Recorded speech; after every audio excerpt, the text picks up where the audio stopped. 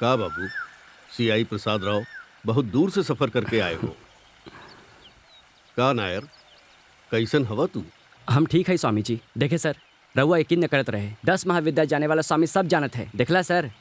पहले जाके उ झरना में नहा के आवा, ओकरे बाद बात करल जाए। ठीक है स्वामी जी। हमार केरल में बहुत से केस पेंडिंग रहे, मगर स्वामी जी की मदद से बहुत सारा केस सॉल्व हो गया। हम लोग के भी कोनो क्लू मिली सर। हाँ, टेंशन ना ली। हाँ, हमके भी लागत था कोनो क्लू जरूर मिली।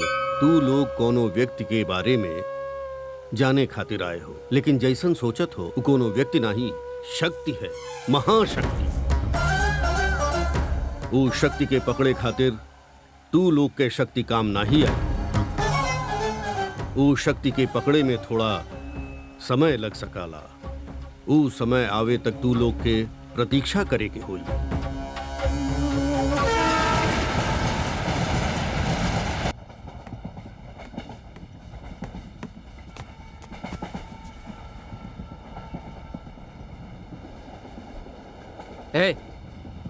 ए सुना,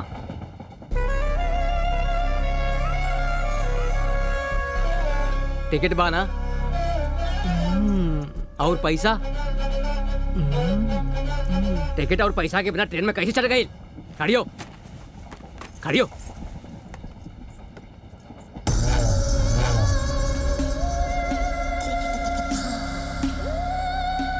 टिकट और पैसा ना बा तो फिर अंदर चलना। हम तो नारी हैं ही ना, अर्ध नारी हैं। आजा चलना, जल्दी चला।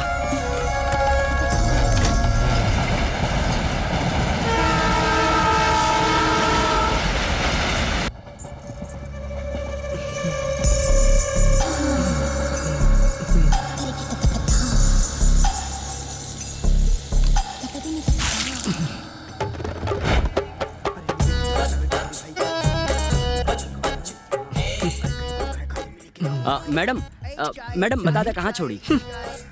कहाँ लग रही हो मैडम? हमारा ऑटो में बैठा ना। इनका चलावे ना आवेला मैडम, हमारा ऑटो में आके बैठा ना। अरे हटा ना। अरे हम रेलवे स्टेशन पे हूँ यार, ट्रेन की आवाज नहीं सुनाई दे रहा हल्का। ए हीरो, चंदन नगर चला ना। पैसेंजर है, बाद में फोन कर रखिए।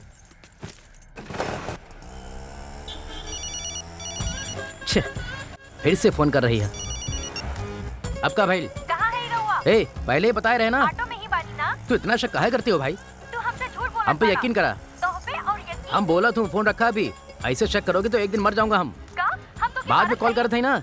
अरे सिंगल ना आदबा। हेलो, फोन रखा। Hello hello. हमारा फोन काहे कट किए? हाँ कट किए रहे था। काहे का हुआ? अब वो कहाँ जाता है? अरे पैसेंजर लेके जा तू। हम तो के अच्छे से जाना था। अरे तो के विश्वास काहे ना होता? सच बतावा, तू अभी कहाँ पड़ा? हमारे केहू से कौन चेक कर रहा? सिग्नल ग्रीन हो गया, फोन रखा। पुलिस देख लिया था, फाइन लगा दी। रखा फोन।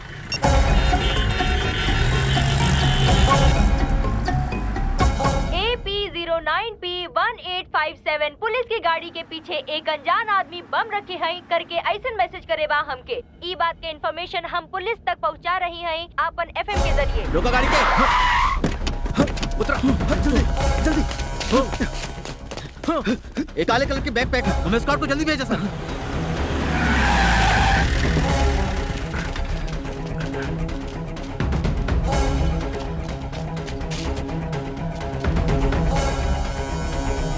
फेक कॉल रहे सर, ये बैग में कोनो बम ना बा।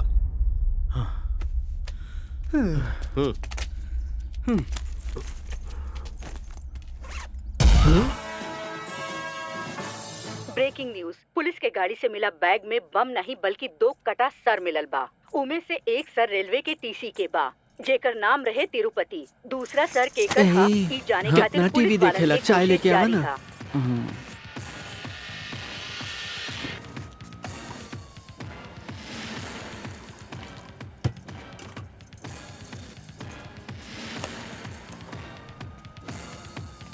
ब्रेकिंग न्यूज, वो दूसरा सर टीवी न्यूज चैनल के रिपोर्टर प्रभाकर के बा। ई सब हत्या के वजह से पूरा शहर सदमा में डूब गईल बा। क्या हो रहा है ये सब बताइए ना। हेलो सर, आप इस सिटी के कमिश्नर बाड़े। ये हत्या में केकर हाथ हो सकेला? दूसरा चैनल वाला के ई में हाथ बा? कई सच है सर? सरकार के खिलाफ न्यूज की वजह से ही हत्या हो रही बा लोग कहत बाड़े। अगर ई सच बात तो मीडिया वाला की सुरक्षा कहाँ बा सर? रहुआ खामोश काहे हो सर? मरे वाला कोनो आम आदमी ना रहे, टीवी के रिपोर्टर रहे। कानून की नजर में टीवी चैनल रिपोर्टर हो या कोनो आम आदमी हो, दोनों के ही बराबर महत्व रखा था और रहुआ के ई जल्दी ही पता चल जाई। एक बात याद रखिए, गुनहगार चाहे कोनो नेता होवे या फिर टीवी चैनल के रिपोर्टर, वो चाहे कहीं भी छिप के बैठा होवे, लेकिन वो बच ना सका था।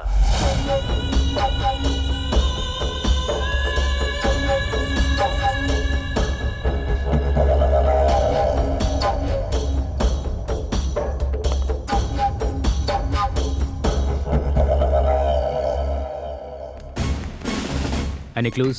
यस सर, यस सर, Let me see. सर।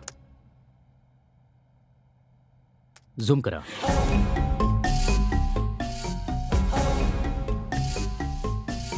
One more.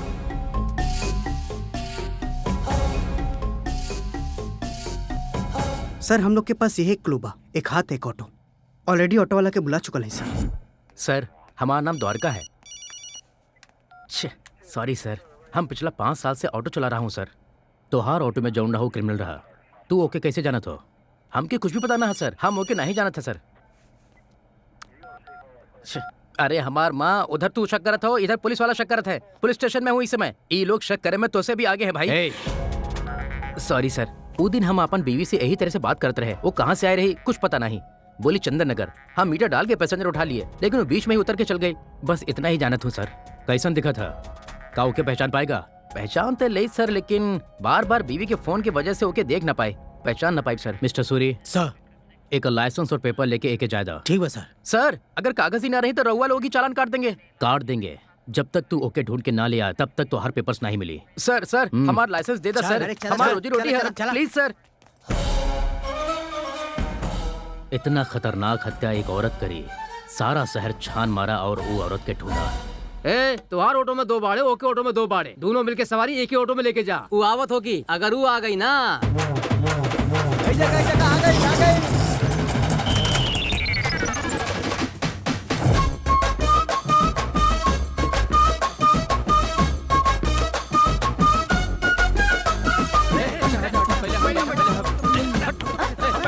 देखे ना, सारी सवारी चल गई ओके पास, तुमने कुछ ना समझा।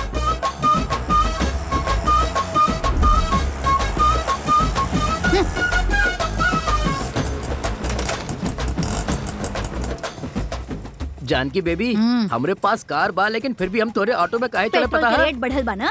यू नॉटी, तोर स्मेल हमके बहुत पसंद बा। अच्छी बात। जानकी बेबी, शाम के आके पिकअप कर लिया। अब बाय। तू वेट करत रही है। हाँ? ए ऑटो, हाँ? अरे अंदर खिसका ना।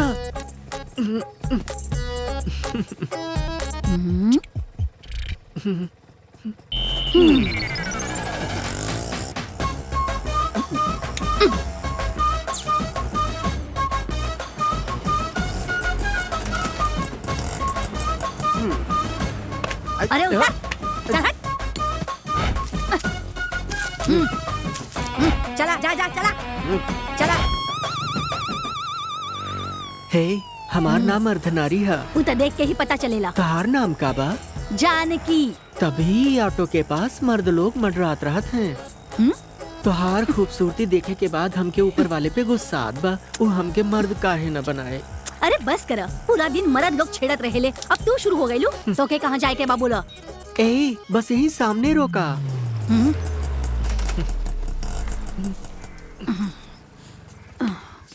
इला। ए रुका, तो के छुट्टा ना चाहिए रखला ना। हाँ, जानकी के पॉकेट के पैसा ना चाहिए। Front 40 bank 20। इला ले ले पैसा। जा। चलत है।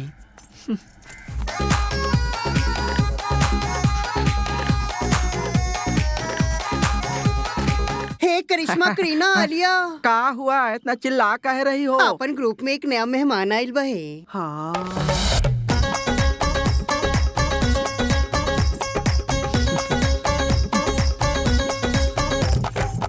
नमस्कार। के बाड़ू तो? अर्धनारी। हम सभी अर्धनारी हैं। तोहर नाम? अर्धनारी। ओहो, शादी हो गल का? तब फिर उहू का है? ई का कहा थई? वो तो गलत था ना जी। अच्छा तो तू अर्धनारी में पतिव्रता हो? पतिव्रता हो चाहे स्त्रीव्रता, चल जा जा जा। बोरिया बिस्तर उठा के ग्रुप में शामिल हो भी आई हो ना, तो हम लोग तो क्या अपन ग्रुप में शामिल कर लेंगे आज ही। हाँ हाँ सही कही। आजकल हर एक मर्द अपन पैंट शर्ट उतार के हम लोग जैसे साड़ी पहन के हम जैसे ही पैसा कमाए के सोचा था। हम लोग के तो कोई इज्जत ही ना रही। हमार बात सुना अर्धनारी, हमार समाज के गाना गा के सुनावा। देख संवरिया देख मेरी ओर, देख मुझे पर थोड़े प्यार से। अब बतावा हम लोग के निशानी। शाबाश, तुहार भाव चाल चलन सब करेक्ट बा। तू सच में अर्धनारी हो। अब चला एकरा बाद के कार्यक्रम शुरू करा। आय हाय कितना सुंदर लगत है मेरी हीरोइन। आय हाय नजर ना लगे केहू के हो। आय हाय आगे मारो था तो देवाना करना संतोष सांपुर कंठारोल तत्रा अर्धनारी आख्वान लांछनम। आवा बैठा और दीदी ये अर्धनारी के माथे पर तिलक लगा के स्वागत करो और आशीर्वाद दो। अर्धनारी ये फूल अर्धनारीश्वर पर चढ़ा के नमस्कार करा। सब लोग अर्धनारी के आशीर्वाद दो।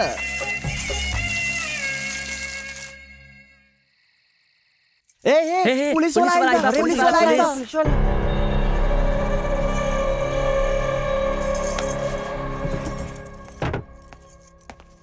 नमस्कार साई साहब। अरे आवा बैठा ना। हाँ हाँ तू बहुत सलमान खान हुआ ना, जे तो के देख के हम लोग बहुत खुश हो बा। सही बोली दीदी, एक एक देख के तो कुछ होत भी नहीं।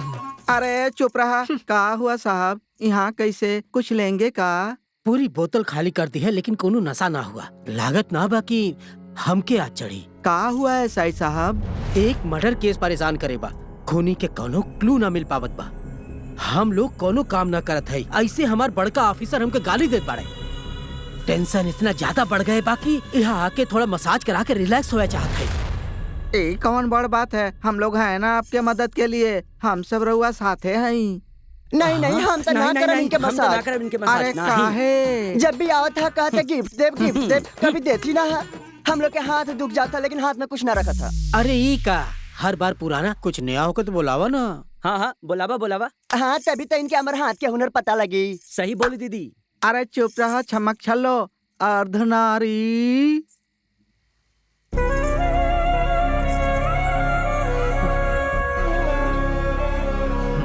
आज ही साहब के तू अपना हाथ के कमाल दिखावा, फिर ऐसा मसाज करो कि स्वर्ग नजर आवे।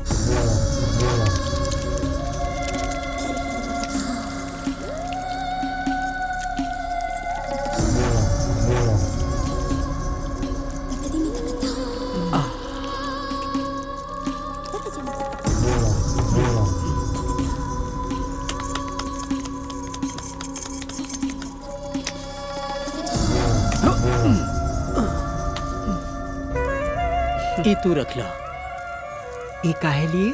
हमके खुश कर देलू यही खातिर टिप। हमके नहीं अरे चाहिए। रख ला ना।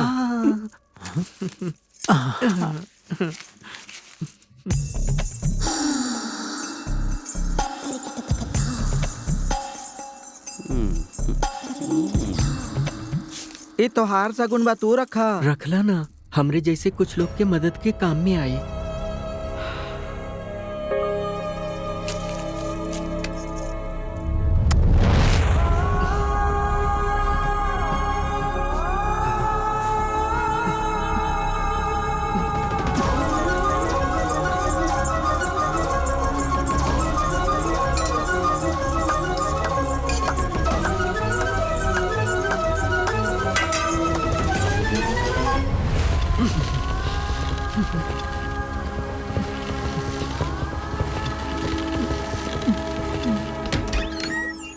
एक मसाज करके 10,000 कमा लिया ही। चला देखा जाई और कितना कमाई होई। चलो देखा जाई, पता चल जाई ना।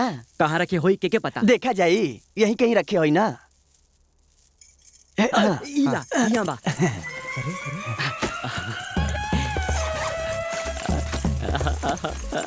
अरे तो गहना का डिब्बा खोला ना।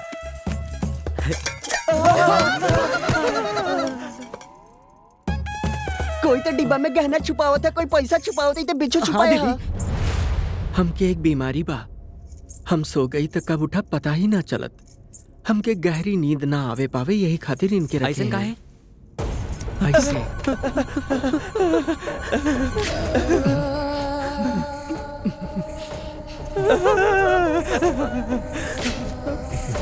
ई तरह तो के बिच्छू काटे थे तो के दर्द ना होत का? एक जहर हमरे लिए शहद जैसन बा, हमके नींद ना आ रही बा। तू लोग जाके सो जा। कैसे सो जाई? अब तो हमहू का नींद ना आवत बा। हाँ हाँ सच कहत है। एकर मतलब ई दिन में सोवत है, रात में ना सोवत है। हाँ, चला चला चला चला चला जल्दी चला चला। जल्दी।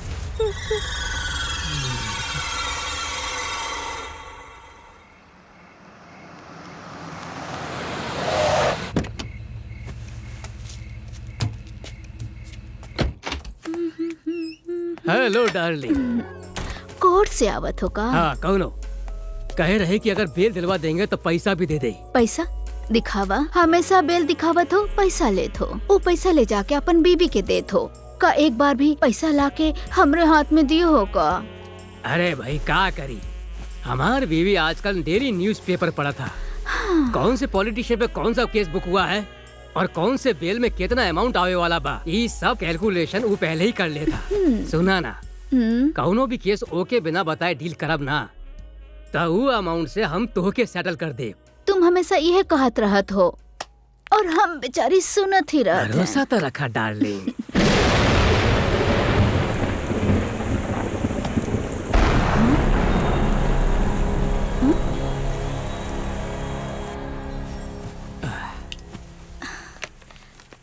नीचे अर्धनारी बना, ओके ऊपर भेजता। कौन बा? हमरे खातिर केस के डील करे वाला रहे तो वो केस हम ही देत हई। नमस्ते साहब। का हा तुम्हार केस? वो मंत्री नरेंद्र जी हवे ना, एयरपोर्ट के पास उनके बहुत सारी जमीन बा, उनमें से 3 एकड़ जमीन वो हमके बेचे रहे, लेकिन अब मंत्री नरेंद्र वो आज तक कौनों के एक पैसा ना दिया और तू कहत बा कि 1 एकड़ की जमीन तोरे नाम कर दिए हैं। अरे झूठी कहानी एके सुनाओ। अरे ना साहब, हमरे पास डॉक्यूमेंट्स भी बा, दिखावत है हम आपके। तो तू हमके डॉक्यूमेंट चेक करे खातिर कहत बा? ओहो साहब, लागत बा आपके पता नहीं बा, हम जैसन अर्धनारियन के हाथ से मसाज करावे के आदत बा उनके। हमरे हाथ से जब तक वो मसाज ना करवा लेते नींद ना आवत उनके। एक दिन सुबह सुबह के बाद हमसे कहे लागे कि हम सबके लिए कुछ न कुछ किया हूँ अर्धनारी, तू हमारे इतना साल से सेवा करत बा तो हम तो के कुछ देवे चाहत हई। फिर वो 3 एकड़ जमीन हमार नाम पे रजिस्टर्ड पेपर पे लिख कर दे दिए। लेकिन उनके पास एक आदमी काम करा था, बहुत कमीना बाबू, एल्लैया नाम बा। साहब वो हमके कमजोर समझ के अक्सर धमकी देत रहा था, कहा था 2 लाख ले ला, वो जमीन हमरे नाम कर दा। बतावा हम का करी? साहब 1 एकड़ के पैसा हमके दिलवा दा और बाकी 2 एकड़ रउआ ले ला, हम आपके नाम के पूजा करब। ठीक बा, कल कोर्ट खत्म होवे के बाद साइड चेक करब, फिर बात करा जाई। मेहरबानी साहब। मेम साहब, राउरी एहसान हम कबो न भूलब। उठा अर्धनारी, ई का करत बाड़ू? हम तोहार काम करवा दे, अब तू जा। अच्छी बात बा मेम साहब।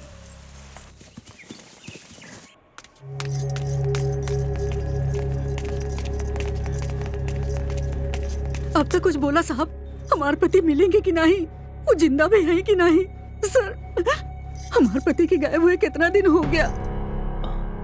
रवा कोनो न कोनो बहाना करके हमके रोज वापस भेज देते हैं। प्रेस में जाए से मना करत है, मीडिया में जात हो तो बोला था तो हर पति के जान खतरा में बा। सर हमारे पति के क्या हुआ है? कहाँ चल गए हमके छोड़ के? बोला ना सर। प्लीज रहुआ टेंशन मत ला, हम लोग कोशिश करत हई। नहीं सर। राउर पति मिल जाए, वो पुलिस वाला हम लोग के डिपार्टमेंट के हा, बस कुछ दिन सब्र रखा।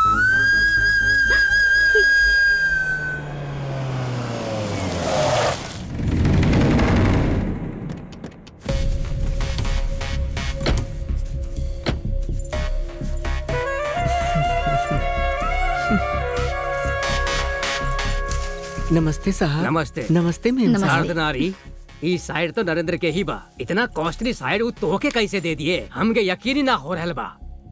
सच बतावा, तुहार मसाज में उतना दम बाका? बहुत मस्त करती हूँ साहब। ऐसा बात, अब पहले तुहार हाथ से थोड़ा मसाज हो जाए, ओके बाद तुहार साइज के बारे में सोचा।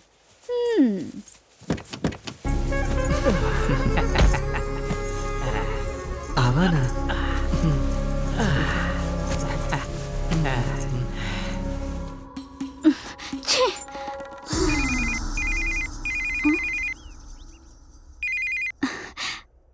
हेलो, कहाँ बड़ा तू? हमार लाइफ सेटल होए वाली है। नरेंद्र सही रहे, तुहार में वाकई जादू बा। अरे हम बताए वाली रही, तू ही ना रही।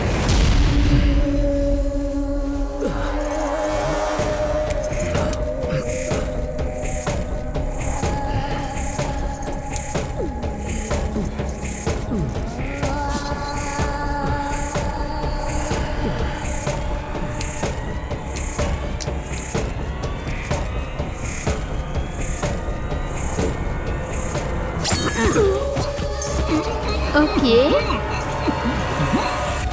ओके ओके।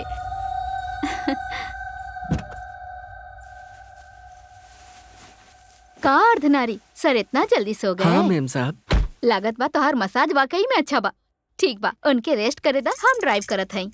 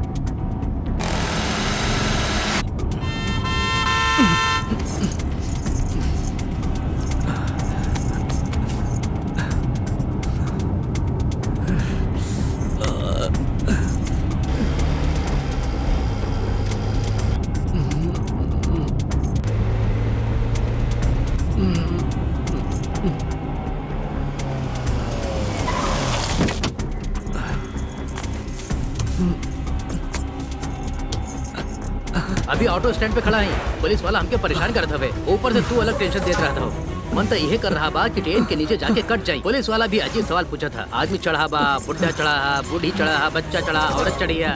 अब हमरे पास ये रहत बात देखे खातिर। चला फोन रखा। जब देखा पीछे पड़ी रहता। लागत बा दूसरी शादी करे के पड़ी। चलबा का परेशानी बा? शमशान भूमि चलबा का? बहुत सही जगह जात हो। बैठा, पहुंचा देते हैं। चलो तू भी बैठा।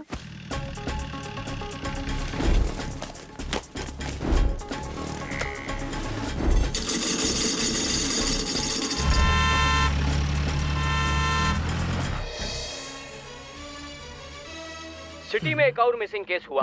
बड़ा बड़ा केस जीते वाला हाई कोर्ट के लॉयर विजय कुमार पिछला 2 दिन से लापता बाड़े। इंक्वायरी से पता चला है कि वो अपन गर्लफ्रेंड के साथ वेकेशन पे या फिर कोनो काम के सिलसिला में बाहर जाए वाला रहे। कुछ भी होवे, लेकिन एक वकील के मिसिंग केस पुलिस खातिर एक चुनौती बना बा। पुलिस इस केस के ऑर्डिनरी उठ गई का? पता है तू 2 दिन से सोत रही। अगर हम सही वक्त पे ना पहुंचत ना तो तू कोनो लॉरी या बस के नीचे आके मर गई होती। ऑर्डिनरी फिर भी का नसीब है के का कहे तो दीदी। हाँ सही कह रही है। का हुआ है के बिना बोले कहाँ जाता? हम का करी, छोड़ा ना। चलो चलो चलो चलो। अरे हटी हटी हटी हटी हटी हटी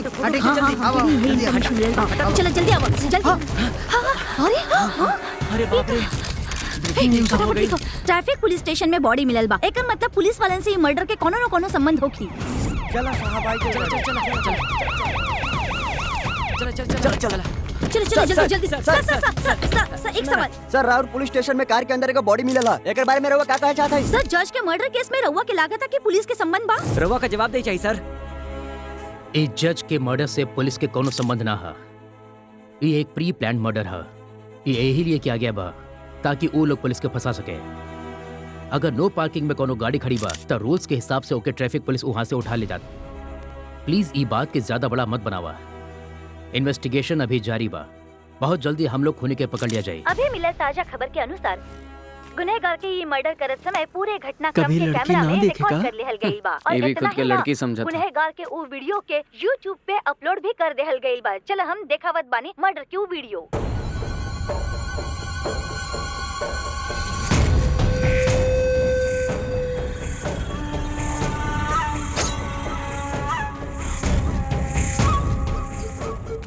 ये चाय रख इधर।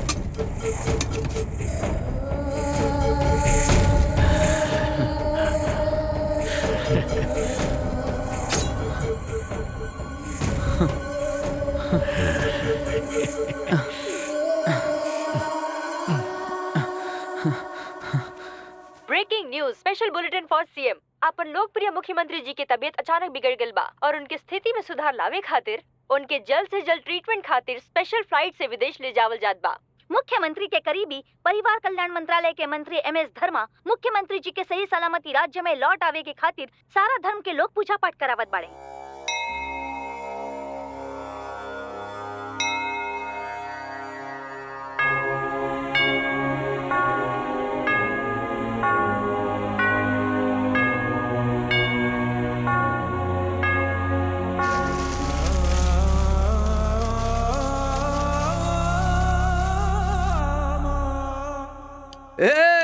सीएम के तबीयत ई वक्त बहुत ज्यादा खराब बा त ई वक्त हमरे खातिर सीएम बने के पूरा चांस बन रहल हा। त ए खातिर ओके लिए हमार गृह स्थिति हमरे और बा कि नाही हमके फौरन जाने के हा। अर्जेंटली एस्ट्रोलॉजी टेक्नोलॉजी के फौरन बुला के लावा। सुना शास्त्री जी, चाहे ग्रह की स्थिति बदले या फिर तारा या नक्षत्र अपन रास्ता बदल दे, ई का टेक्नोलॉजी है हमके ना पता। हमके सीएम बने के बा, ओके लिए हमके का टेक्नोलॉजी करे के बा हमके ही बतावा। जजमान, राउर कुंडली के चक्र सीएम के कुंडली के चक्र के घुमावे वाला बा। अगर ये हुई तो अगर मगर बोला था, बतावा टेक्नोलॉजी कहा। रहुआ के राहु ग्रह रास्ता बदल के बहुत गलत रास्ता पे जाए लाग बा। एक के लिए रहुआ के शांति पाठ करावे के होई। शांति? देर कोने बात के बाव के बोलावा, पूजा करा के भिजवा दिया जाई। जजमान, ठीक से ध्यान दा। औरत आदमी के बीच जे के जन्म होता है, ऐसन अर्धनारीश्वर के बुला के अगर उनकर पूजा करी जाए और ओके मन में जौन जौन भी इच्छा बा ओके इच्छा के पूरी करी जाए त राउर सीएम पोस्ट पक्का बा। अरे 10 का 100 लड़का मिल जाए आसानी से, लेकिन ऐसा हाफ टेक्नोलॉजी हमके मिली कहाँ से, इतना बता दा। रहुआ परेशान ना हो कि सर, हमरे लिए ही मामूली मैटर है। हमरे लिए मामूली मैटर है? मतलब वो कोनो प्रॉब्लम में होता तो हमरे पास आवे था सर। उनके कहाँ बुलाए बा हमके बता दा, हम बुला देंगे।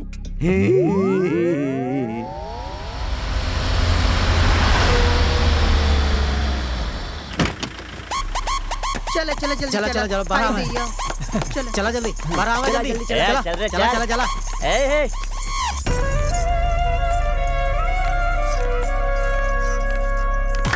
हाय हाय कितना चिकना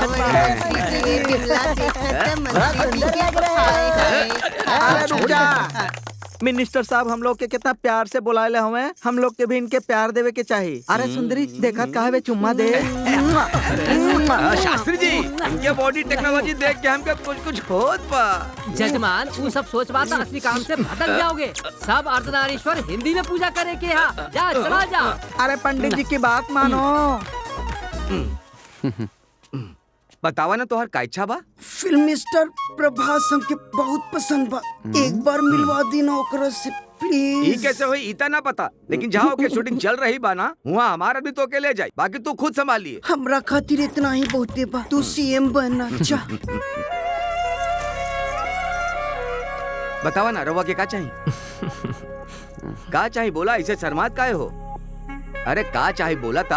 अरे पूछत बाड़े, बोला। तू जौन मांगा तो होके मिल जाई। दे दी है ना? पक्का बा? बोला। ऐसे हमार शादी करवा दे। अरे कैसे टेक्नोलॉजी है, तू हमारे बेटे से शादी करेगी? हाँ ससुर जी। हमके ससुर जी काहे बोला था? सब कुछ फिक्स हो गया का? सीएम ना बने के बाद ऐसे शादी करा देना। तो फिर ऐसा नहीं हो, हम करा था टेक्नोलॉजी फिक्स। पापा, राउर कुर्सी के लिए रउआ संसार का सारा नियम तोड़ देंगे। का ससुर जी? का बोल रही भाई? हमार दुश्मन कहीं और नहीं, हमार घर के अंदर ही मौजूद बा। हमारा अपन बेटा ना चाहत बा कि हम सीएम बन जाएं। देखा बेटा, अगर तुहार पिताजी सीएम बन जाएंगे तो तोहके लाभ ही लाभ होई। अरे ये तो सिर्फ शादी ही तो करल चाहत है, काहे अपन पिता के लिए इतना त्याग ना कर सकत होगा? तू का कह रहे हो, तोहके पता भी बा? अर्धनारी, तो हम लोग के समाज के नाम बदनाम करत हूँ। वो थोड़ा प्यार से बात का कर दिए तो उनके सर पे चढ़ गए, तो उनकर बेटा से शादी कर चाहत हूँ। तो हम लोग के लिए अपनी इच्छा बदल दा। ठीक बा, बदल दिए इच्छा। अब शादी ना होई? शादी ना करे, लेकिन हमारी की इच्छा तो पूरी करी ना। कौन इच्छा? बस एक रात हम एक ही साथ रह चाहते हैं। पापा का बेटा, अर्धनारीश्वर तुहार बात रख के आपन फैसला बदल लिए बा ना। अरे एक रात खातिर तू इतना भी ना कर सकत का? तू बताओ, तू अपन बाप के सीएम के रूप में देखे चाहत बा कि नहीं? अगर तू सच में हमार बेटा हो ना, तो हो के ही अर्धनारी की इच्छा पूरी करे के ही पड़ी।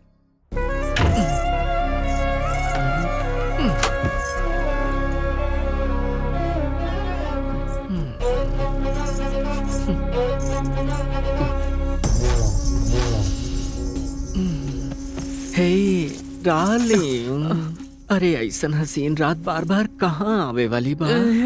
बड़ा मजा आई आज। अरे राजा खेल ना हमरे साथ। आजा ना राजा। अरे इतना शर्मात काहे हो? ठीक बा, हम ही करत हई शुरुआत।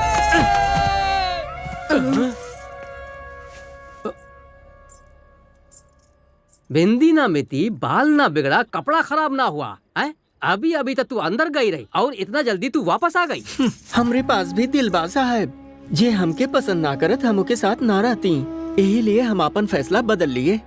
रउआ तो सीएम बन के रहेंगे और टाइम अच्छा रहा तो पीएम भी बन सकत है। शाबाश अर्धनारी। सच में तू बहुते महान हो अर्धनारी। तू हमार थैंकफुल टेक्नोलॉजी निकली। अगर तू अगला जन्म में औरत बनी ना तो तुम्हारी इच्छा पूरी करके उधार एहसान चुका दे। कैसे बात करत हो? चलो। सच में वो अर्धनारी के दिल कितना बड़ा बा शास्त्री जी। हमके पीएम बने के आशीर्वाद दे के गई है। तब बतावा आगे के टेक्नोलॉजी का है? अरे सारी इच्छा तो पूरी कर चुका है, अब बाकी का रही सुधा, शरबत और नृत्य।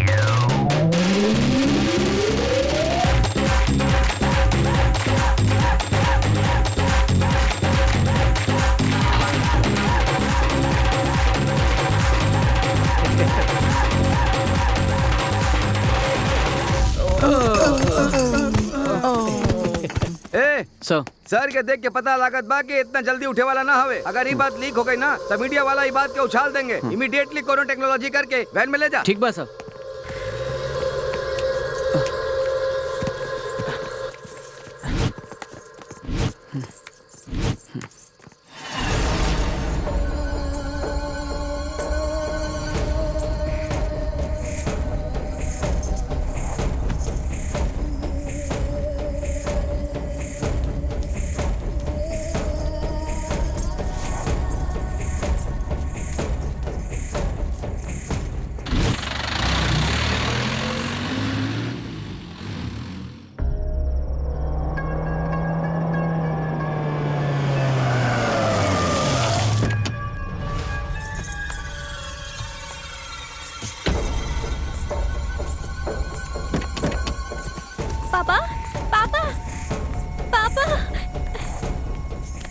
आपन परिवार के बचावे खातिर तू हमार मदद किए हो। अब अगर आपन जान बचावे चाहत हो तो ये बात के यहीं भुला जा। अर्धनारी के भुलाया मत। अब चलत है।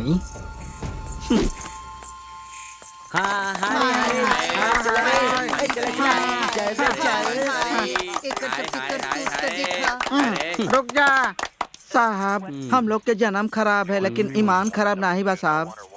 हमारा अर्धनारी आपके बेटा के पसंद करा था, बाकी इहो के उठा के ना ले जाई, बात सच है। हमके मालूम बा कि हम प्यार से पूछब तो ना बताई बा। इनके अंदर डाल के 3rd डिग्री इस्तेमाल करा। देखिए सच कितना जल्दी बाहर आ जाई। अरे तू हम सबके बार बारी तरीका से डरावे की कोशिश करोगे ना तो हम कोनो बच्चा नहीं है जो डर जाए। हम लोग भी वोट देते हैं। हाँ बतावा ना के इस तरह आधी रात के हमके सीक्रेट जगह बुला के हम लोग के पूजा करके खूब इज्जत दे के हार पहना के जब हम लोग के साथ डांस किए रहा तभी हम समझ गए रहे कि तू सब धोखेबाज हो। हाँ यही लिए उ दिन वहाँ जॉन जॉन हुआ रहे ना, ओके हम सब रिकॉर्ड कर लिए रही राजा। अरे हम लोग के भी यूनियन बा। अगर तू मैटर मनमाना ढंग से मीडिया में दिए तो हम लोग तो खाली नाम के लिए बदनाम हैं। असली अर्धनारी फिर हम तो के बना दे, फिर तू बन जाइया सीएम। बताना है के अपन मुंह बंद रख। अरे ये तू का करत हो? काहे टेक्नोलॉजी खराब करत हो? इधर आवा। पहले ही टेक्नोलॉजी हमार हालत खराब कर चुकी बा।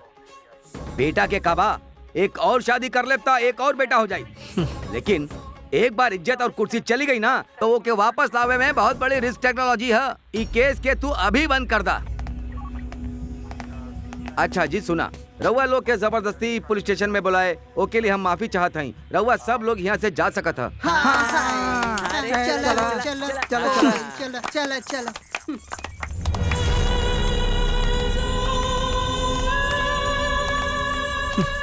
लाली लाली लाली लाली लाली लाली लाली लाली प्यार से बच्चा के वर देवे वाली लाली, राजी दो अखियन से प्यार बरसावे वाली, प्यारे कृष्ण पे सजल मोतियन के बाली, सूत जा प्रेम से हमर लोली।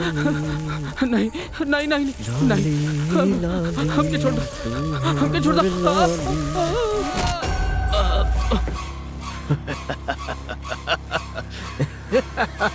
चार टीम काम कर रही बा सर। ओके, कोनो भी पल पकड़ ले, रहुआ टेंशन मतलब सर। हाँ जरूर सर, जरूर सर, श्योर। का हुआ सर? 4 दिन कह रहे, 1 सप्ताह हो गया तक हमारे पति के न ढूंढ पाए रहुआ। प्लीज, नए मुख्यमंत्री के मीडिया के साथ कॉन्फ्रेंस रूम में मीटिंग चल रही बा। हम रहुआ के साथ बाद में बात करब, वेट करब। ओके सर, वेट करब हम। मगर रहुआ हमार चूड़ी पहन ली और आपन यूनिफॉर्म हमके दे दी। यस सर, हम चूड़ी निकाल के देत हई, रहुआ यूनिफॉर्म निकाल के दे दी। हम खुद ढूंढ ले अपन पति के। अगर रहुआ लोग एक पुलिस ऑफिसर के ना बचा पाए था, आम जनता के का बचाई हैं? रहुआ लापता हुए अपन कलीग के ना पावत हई, ता देशद्रोही और चोर के कैसे पकड़ पाओगे सर? ई ली चूड़ी पहन ली, ई चूड़ी पहन ली सर।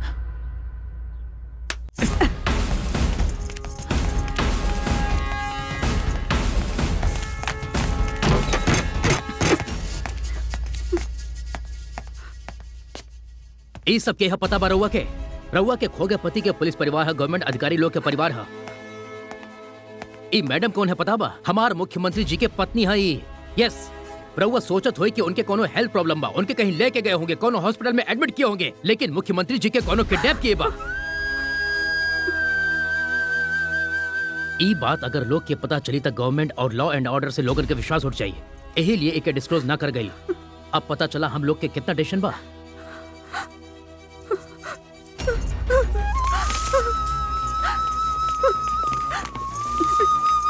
हम रहुआ सबके एक बात बतावे चाहत हई, हमार सीएम साहब के कोनो हेल्थ प्रॉब्लम ना बा, कोनो हॉस्पिटल में भर्ती ना है। सीएम साहब के किडनैप हुआ है। सिर्फ सीएम के ही नहीं, बहुत सारा पुलिस वाला, नौकरी करे वाला, सब कर किडनैप हुआ है। तू लोग में हमार पति भी बड़े। ये सब बात के छिपा के हम सबके धोखा देवे वाला पुलिस वाला है, पुलिस वाला। हम रहुआ सबके हाथ जोड़त हई, हमार मदद करा प्लीज, हमार पति के बचा लो प्लीज।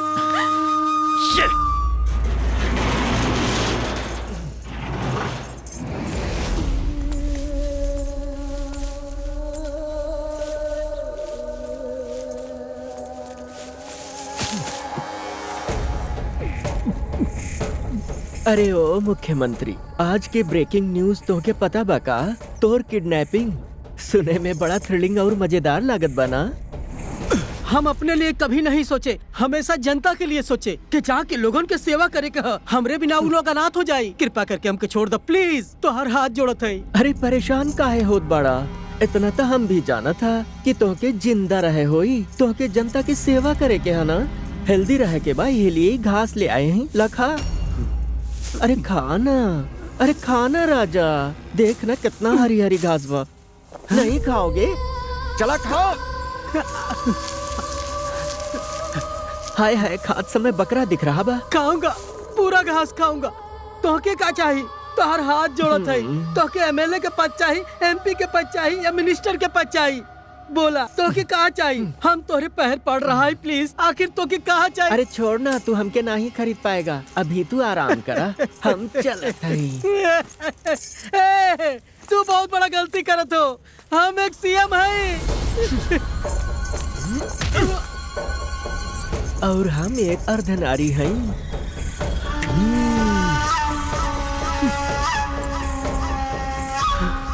वहाँ सारा राज्य परेशान बा, वहाँ के सब जनता परेशान बा, और रहुआ ही कि अभी तक कुछ बतावे खातिर तैयार ना है। बतावे के बाद छोड़ा, अभी तक रहुआ एक क्लू भी नहीं दिए हो। एक के बाद एक हत्या करके हम लोग के डरावे चाहता। हम सब अब ऐसे में कहा करी स्वामी जी? बताएं स्वामी जी, बताएं। प्रमोशन खातिर गलत रास्ता, कर्तव्य से ज्यादा रिश्वत के लालच, राजनीतिज्ञ से गलत लोगन के संबंध, गलत सबूत पेश करके केस के मिटा दे। अगर तुहार कुंडली हम बता दिए तो इस शक्ति के बारे में तुहके नहीं बता सकत का? ऊ शक्ति माथे पे सिंदूर लगा के हाथ में चूड़ी पहन के, कलाई में अर्धनारीश्वर के चिन्ह बना के, एक देवी के क्रोध अपने दिल में लेके, ना मर्द ना औरत, अर्धनारीश्वर रूप बाऊ। ये क्लू बहुत बा स्वामी जी, हम ओके पकड़ ले। बिल्कुल भी ना। अगर तू लोग अभी गए तो वो शक्ति तू लोग के अंत कर देगी। आज से 4 दिन बाद जा, उस शक्ति तू लोग के अपने आप मिल जाएगी। तू लोग के प्राण के रक्षा हो सके, यही लिए तू लोग के यहाँ रोके रहे। कौन दिक्कत ना बा स्वामी जी, ये क्लू के वजह से हम लोगों के पकड़ ही ले। वो कहीं भी रही हम लोगों के पकड़ ले। चलत हैं स्वामी जी, चलत हैं स्वामी जी। चलो चलो।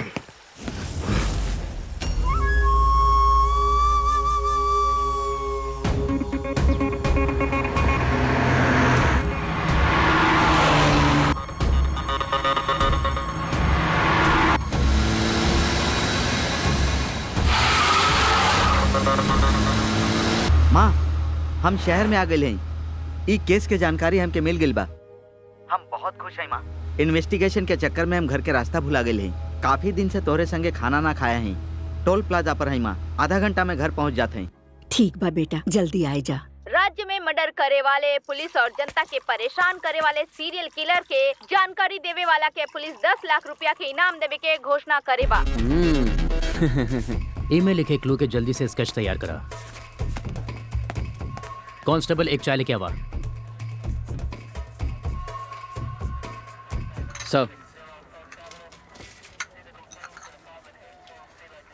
चाय कैसन बा सर? अच्छी बा। हमार टी स्टॉल में सभी यही कहा था सर। सॉरी सर, रउआ से मिले खातिर ये यूनिफॉर्म पहने के पड़ा। रउआ जॉन खूनी के ढूंढा था, ओके इन्फॉर्मेशन हमरे पास बा सर। प्राइज मनी बोले के बाद दी है कि बाद में दी है सर? बोला ना सर, हमरे मन में जॉन बात बा, हम रोक ना पावत है सर। मिल जाए तो क्या बतावा। जब भी शहर में मर्डर होत, वो हमार चाय के दुकान में आत, टीवी में न्यूज देख के पागल की तरह हंसत सर। हमके पूरे यकीन बा सर, शहर में जितना मर्डर होत बा इहे करत बा। अच्छा, वो कहाँ रहा था, कैसा दिखा था? वो पैंट पहने वाली मर्द नहीं, चूड़ी पहने वाली औरत नहीं, अलग बा सर, बिल्कुल अलग बा। अच्छा, हमके बिरयानी की दुकान खोले खातिर हमके कुछ पैसा दे दा सर। बिरयानी सेंटर कैसा नाम बा सर? ओपनिंग खातिर आवे के पड़ी सर। जान ले ले तो हाँ। आखिर तू पुलिस के का समझ रखे हा? कल वो औरत बोलत रही चूड़ी पहनला, आज तू कहत बा कि एक अर्धनारी ई मर्डर करेबा। ई मर्डर केस के लेके हम सब टेंशन में हा और तू के मजाक सुझत बा। हमके का समझे हो? तू हमारे साथ मजाक करेगा? हमारे साथ मजाक करेगा? चल सर, सर हम सच कहते हैं, हमारा यकीन करा सर, हमारी बात सुना सर, सच सच। देखा हमारे डिपार्टमेंट के इज्जत के का हाल हो रहल बा। अगर हम वो मर्डर के एक हफ्ता में ना पकड़े तो हम अपन गले के खुद के शूट कर लूंगा। हाँ, सब खेल खत्म।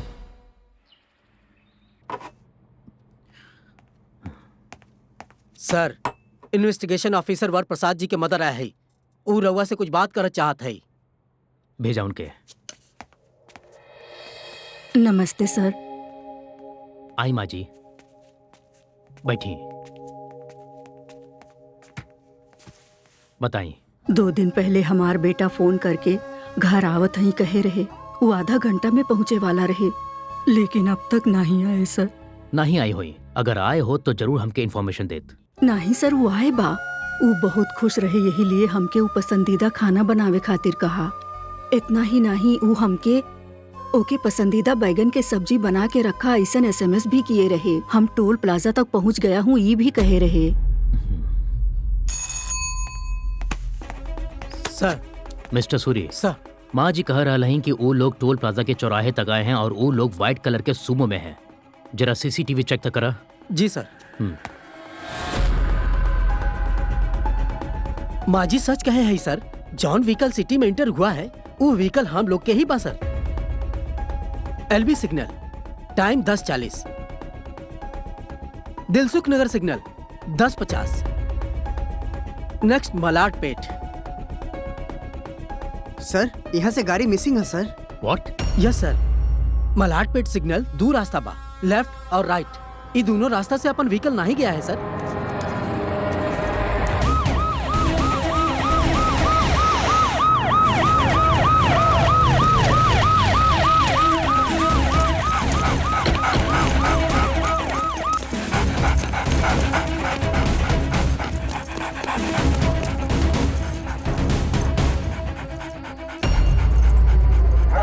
कॉन्स्टेबल्स सर, वहाँ खुदाई शुरू करा। जी सर।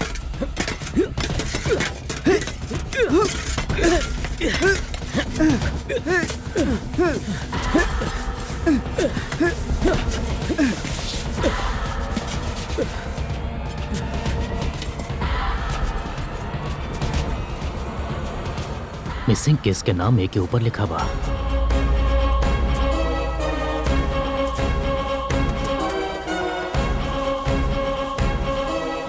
Oh my God. ए सुना ना, दाल लेके अरे आवा। लेटा ना राजा, हाँ, लाइट करत है नहीं। क्या? सब तरफ छाए भाई साइको किलर और पुलिस बुरी तरह से परेशान बा। बहुत से पुलिस वाला के हत्या करके उनके बीच रास्ता पे दफना दे। इस सनसनीखेज मामला बा, उस सबके डरा दिए बा। ओकर हत्या के अंत कब होई ई केहू नहीं जानत बा। कोई राज्य के जनता और पुलिस वालन के नींद हराम करके रखे बा। आखिरी खूनी के बा और कैसे लिखा था ई केहू नहीं जानत था।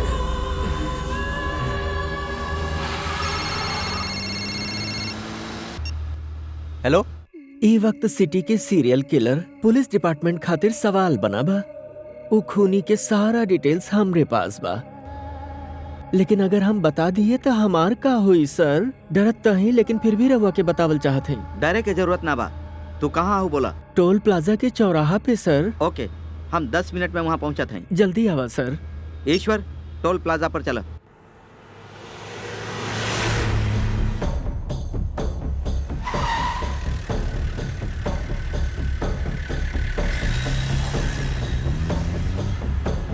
आराम से चलवा ना, आराम से चलवा।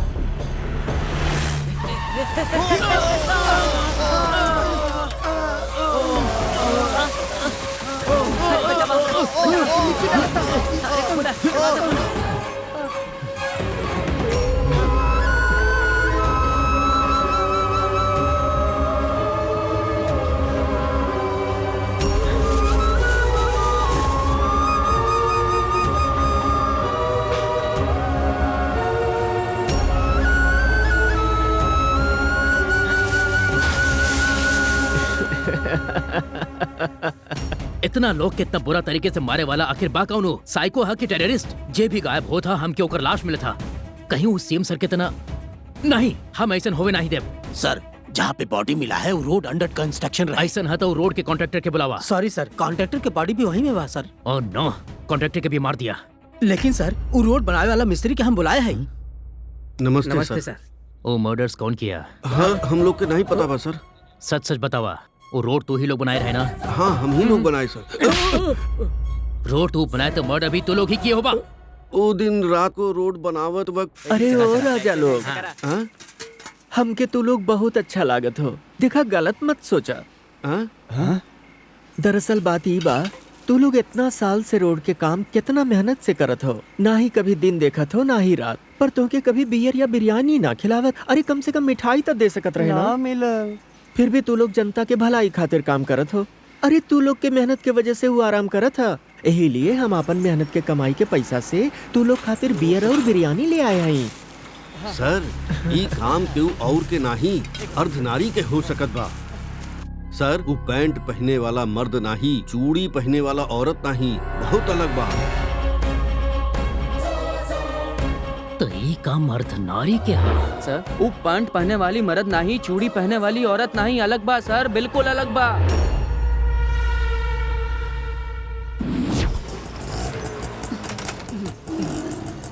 इला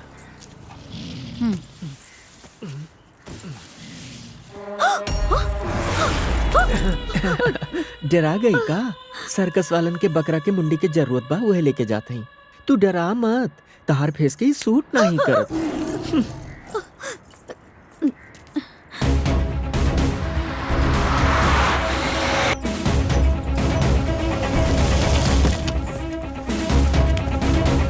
सर, ये ओके घर बा, ताला लगा बा। ओ भाई, ये सारे लोग कहाँ चले गए? सब लोग काली पूजा में गए हुए।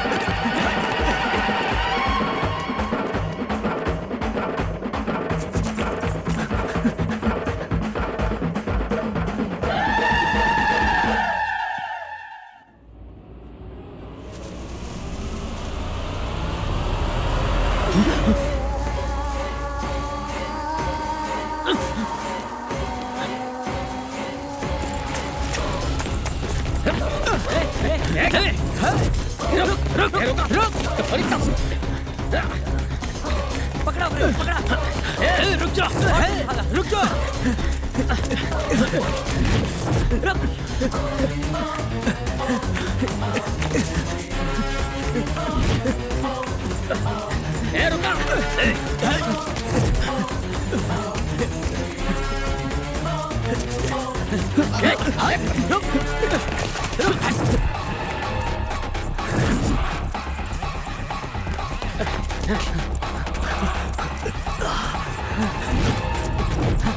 किधर गई? किधर गई?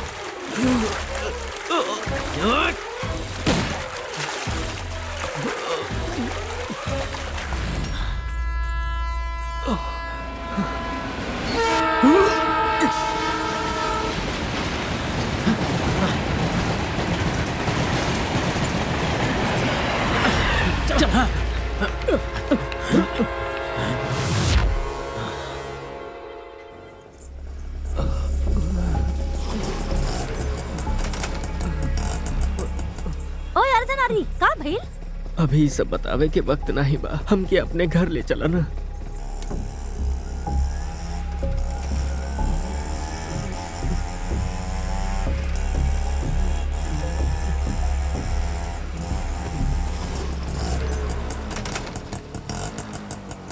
अर्धनारी उतरा।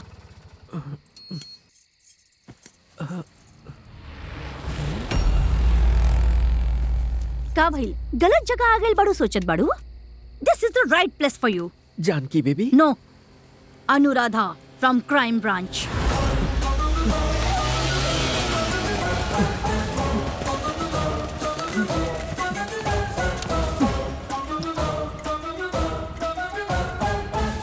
ये मर्डर करे वाला लोग ऑटो के बहुत ज्यादा इस्तेमाल करेले, यही से ही ऑटो स्क्वाड ऑपरेशन स्टार्ट कइले बानी।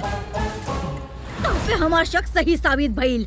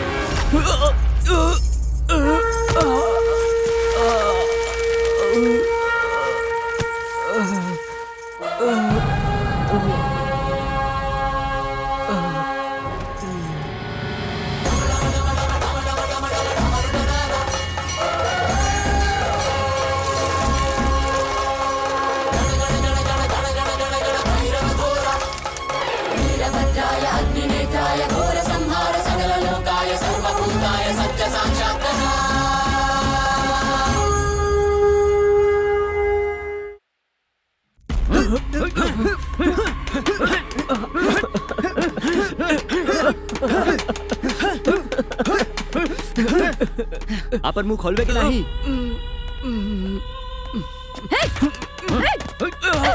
जवाब दो हमके, सच सच बताओ, के मारू तू? तोहर लोग के साथ का संबंध है? बोला जल्दी, बोला, बोला। बहुत हंसी आ रहल बा। तो के का लागत कि मुंह ना खोलबू तो तोर मुंह ना खुलवा पाई? बोला, जल्दी मुंह खोला। सर, एनी रिजल्ट? नो सर, इतना मारे के बाद भी मुंह ना खोले ली, बहुत चर्बी बा।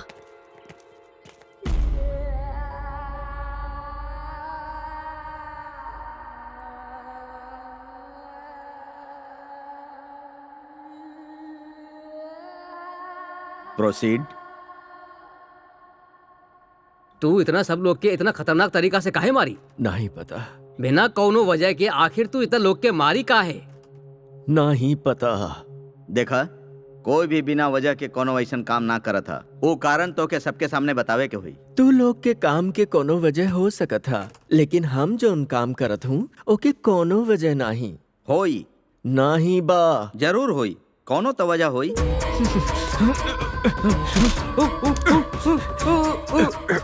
मन करत बा तो हर गलत बादी बतावा। ओके कोनो वजह बा का? यही तरह हमारी इमोशंस के कोनो वजह नहीं बा।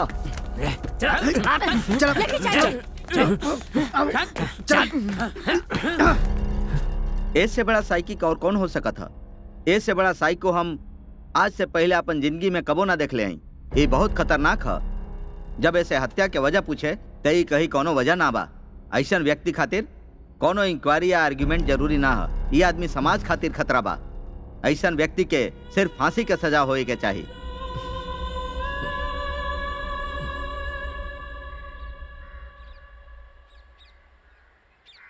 बलमा बड़ा नादान बा, बगिया के मेहमान बा, फिर भी जाने ना कलियन के मुस्कान हाय। राजा लोग तू सब जरा हट जाना, हमके कपड़ा धोवे के बा।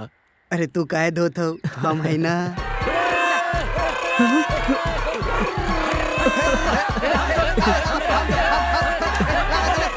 अरे हमार बात सुनो ना, सब लोग मिलके काहे ना धो देत?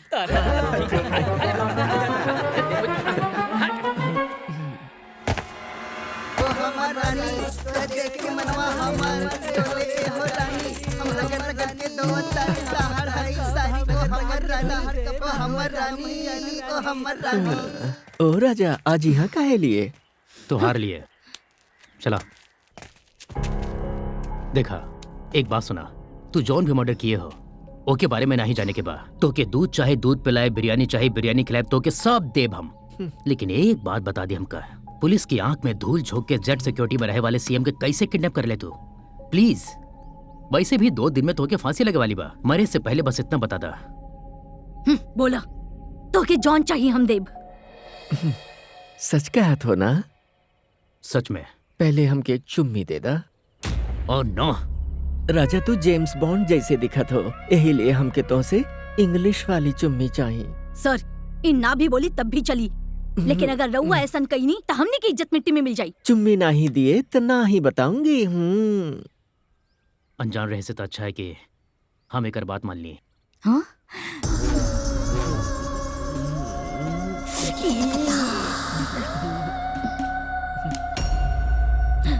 रहे दे राजा, कहीं तू भी हमके गलत न समझा। वैसे तोहार सिंसियरिटी हमके अच्छा लागल, बता देते हैं।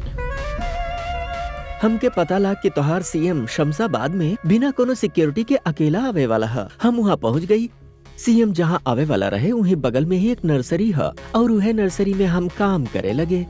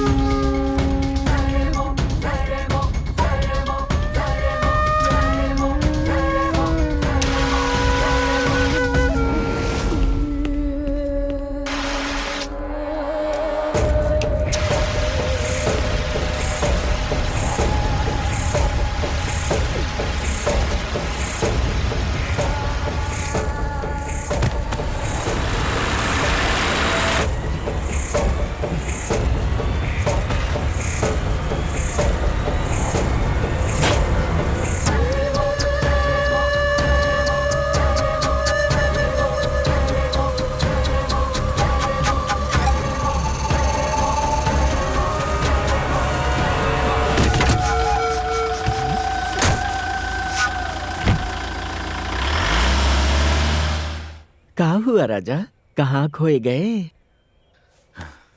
मगर तू सीएम के साथ ऐसे काहे करी? अरे ओ पुलिस राजा, इंटरोगेशन करत हो कि अपन चालाकी दिखावत हो? वो तो ना ही बताऊंगी ना। अरे वो बात नहीं है सर, मैटर बता देले बाड़ी ना, चले चलल जाए। 1 मिनट चलिए ना सर प्लीज। अरे ओ पुलिस राजा, ज्यादा सोच के अपन दिमाग खराब मत करा। हाँ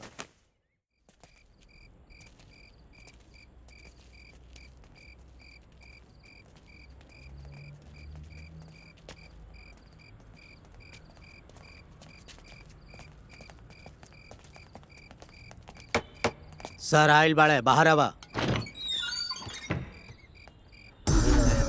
का हुआ राजा, इतनी बार आवत हो? कहीं ऐसा तो ना कि तो हमके पसंद करे लगे हो?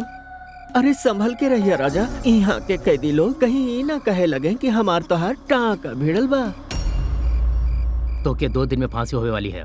कोनो आखिरी चाहत बता दा, पूरी हो जाई। तो फिर सुना, बगल के स्टेट के 8 करोड़ जनता और ई स्टेट के 5 करोड़ यानी पूरे 13 करोड़ जनता के साथ हम बात करे चाहत हई। बात करवा दोगे का? और हमारे एक प्यारे नेताजी हमें वो परिवार कल्याण के मंत्री MS धर्मा जी, हम उनकर फैन हई। उनकर फिजिक और हाइट का मस्त बा, हम उनसे भी एक बार मिलके बात करे चाहत हई। ई हो सकी का? सर, ये अर्धनारी के फाइल है। ओकर आखिरी इच्छा है कि हमार और बगल वाले स्टेट के 13 करोड़ लोगों से बात करिए। ये तो इम्पॉसिबल है। इलावा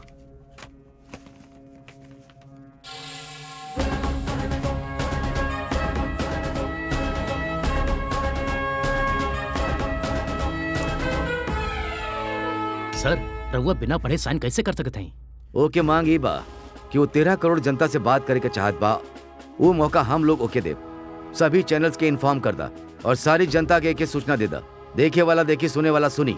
जे के मन नहीं वो छोड़ दे। That's all.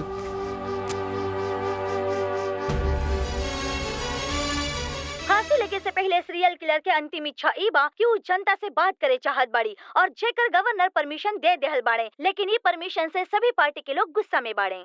लेकिन जनता ई बा के लेके उत्साहित बा कि अर्धनारी जनता से का बात करत चाहता ओके फांसी लगे से पहले। सिर्फ ही राज्य ही ना बल्कि पूरा देश के जनता की ई बात के इंतजार बा कि वो कहे का चाहत बिया। अभी थोड़े ही देर में सबके सब कुछ पता चल जाए।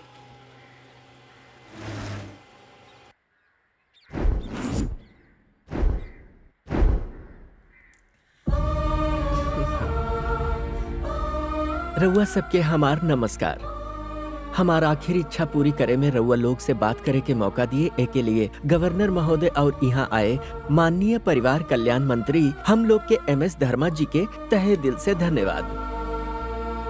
हम पुलिस और जज साहब के सामने आपन मुंह नहीं खोले, लेकिन रउआ सबसे बात करे चाहत हई। ओके पीछे एक वजह बा। रउआ सब जैसन सोचत हो हम अर्धनारी ना हई, हम मर्द हई।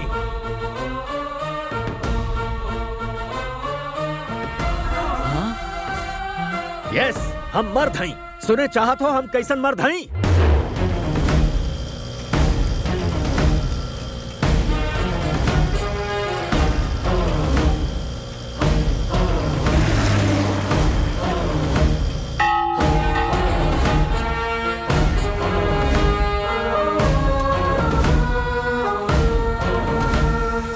ओ माँ जी, यादगिरी बाका का रे, रात के पिए हो कम पड़ गई का? जौन सुबह सुबह भी आ गए? अरे कमीना शौक लग के मर जात तो अच्छा रहे। ये मंगलसूत्र फेंक के सिंदूर पोंछ के मिला रहा पेंशन से हम जिंदगी जी लेती। कमीना कहीं क्या कर, दोस्त भी कमीना। ए का करत हो? दारू के टेस्ट फीका का है बा। का करत हो? कोई बचाओ हमार पति को, हमार पति के बचाओ कोई।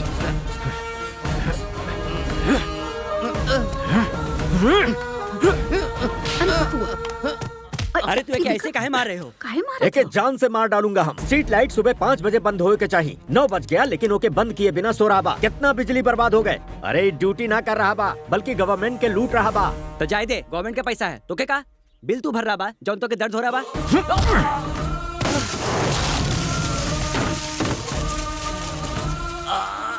बिल हम भरत हई, ई भरत बा, ऊ भरत बा। यहाँ हम सब मिल के भरत हई। तो फिर क्या मरबे तू? हाँ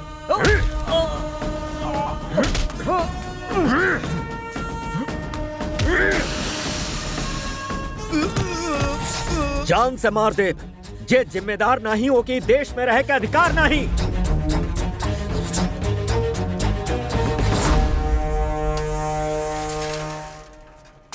बंद करा।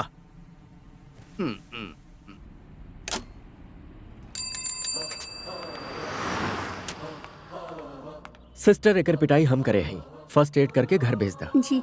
सुना, आपन ड्यूटी ध्यान से करा कर। ये देश खातिर मेहरबानी हुई। बंगार वाला आइल बा, बंगार दे दा। वो बोल रहा था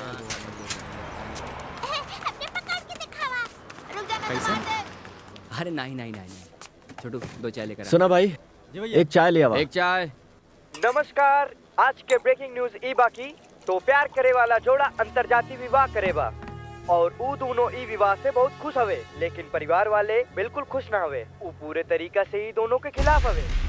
ऊ दोनों के अपन परिवार वाले से जान के खतरा बना बा। पुलिस के सहारे ऊ दोनों शादी कर लिए बा। रउआ ई शादी के बारे में क्या सोचत है?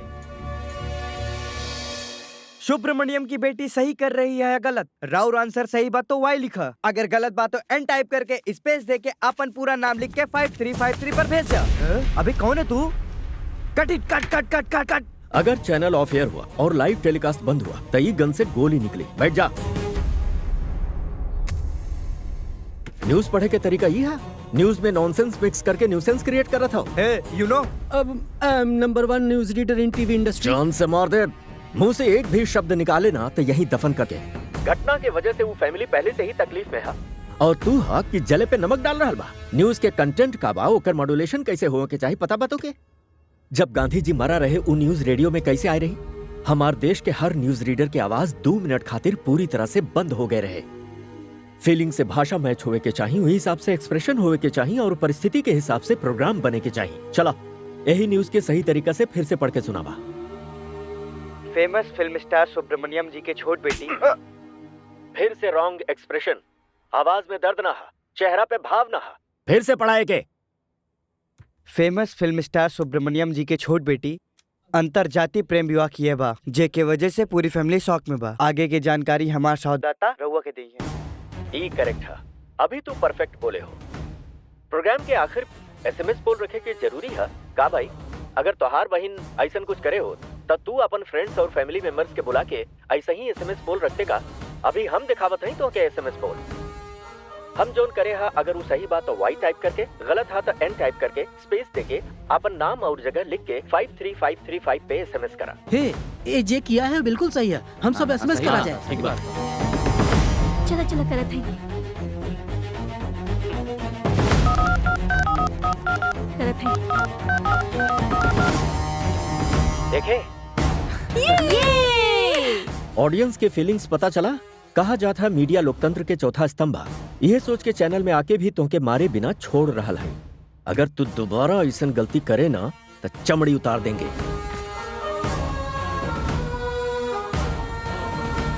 You are under arrest. Dummy gun से धमकी दी है तब भी अरेस्ट करेंगे?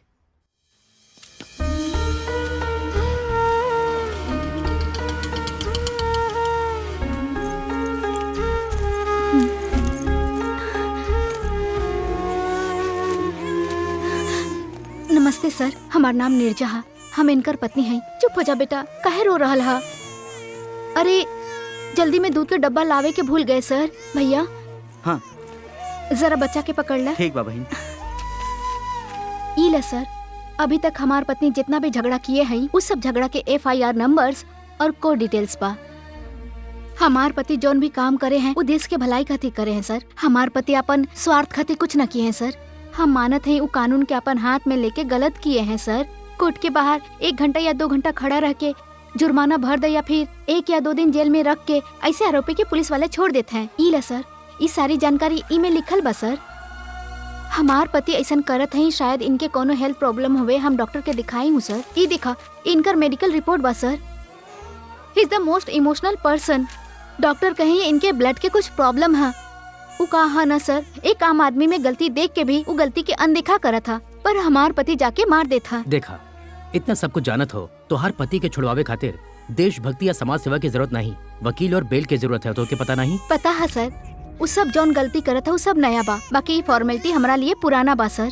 रउआ यहाँ नया आवे है ना सर, यही से अनजाने में उनके सजा दे दिए तो वो हम सबसे दूर हो जाई हैं। यही डर से हम रउआ के सब कुछ बता दिए। लॉयर आवत हैं सर।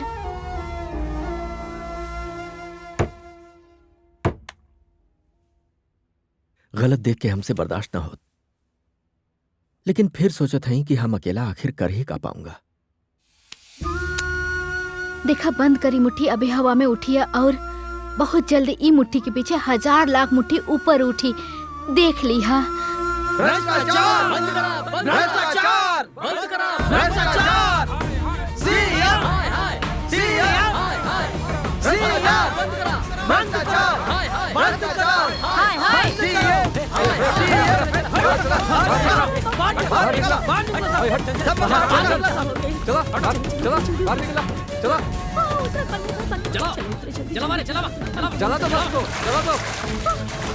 सुना भाई साहब, अगर रउआ के कोनो प्रॉब्लम बा तो सही ढंग से आवाज उठावा। ई तरह से पब्लिक प्रॉपर्टी के नुकसान मत पहुंचावा। तू कौन हो? ई बस के क्लीनर या कंडक्टर? देखा हम सब एकर ओनर हई, हम सबकर प्रॉपर्टी बाई भाई। अगर रउआ के कोनो प्रॉब्लम है तो सीएम से जाके बात करा ना। अब बहुत बात होगा, आप बात करे समय ना बा। 4 बस और जलावा जाए तो सीएम के हम लोगों के पावर पता लग जाए, पता चल जाए कि हम लोग के हैं। ए जलावा ई रउआ लोग ठीक ना करत हई।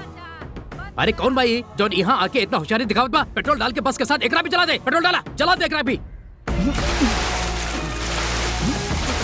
ए भाई, ये करत हो ठीक ना है, ऐसा मत करा। अरे पेट्रोल डाले के बाद भी एकर दिमाग ठीक नहीं बा। चल हट यहाँ से।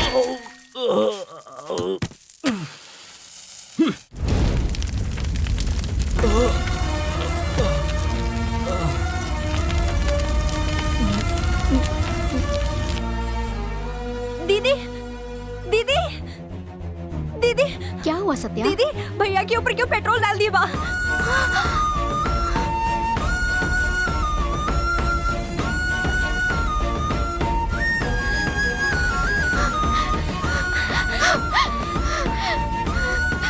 अगर झगड़ा में आग रउआ के लग जाए तो हम का करती? हे भगवान, ये सोच के डर लग रहा बा। चला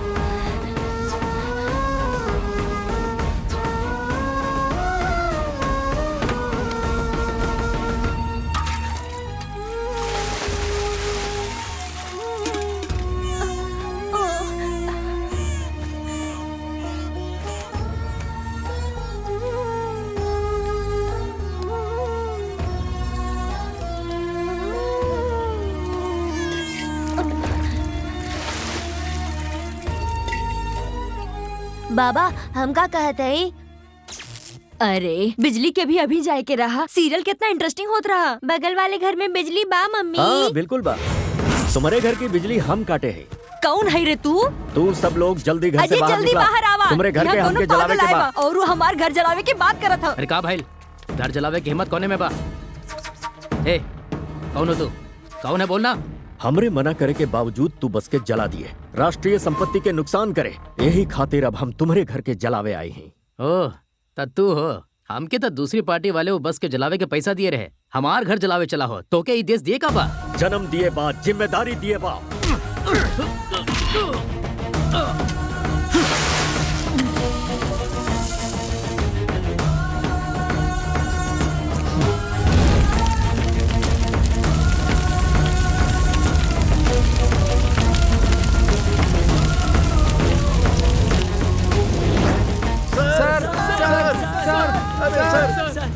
हमें बचा नहीं सर, हम सब हमरा बचा ले सर, हमरा बचा ले सर। सर बस चलाए वाला अभी है सर। हमारा परिवार मुसीबत में है, बस सर हमके बचा ले सर। सर हमरा बचा ले सर, हमरा बचा ले सर, बचा ले सर।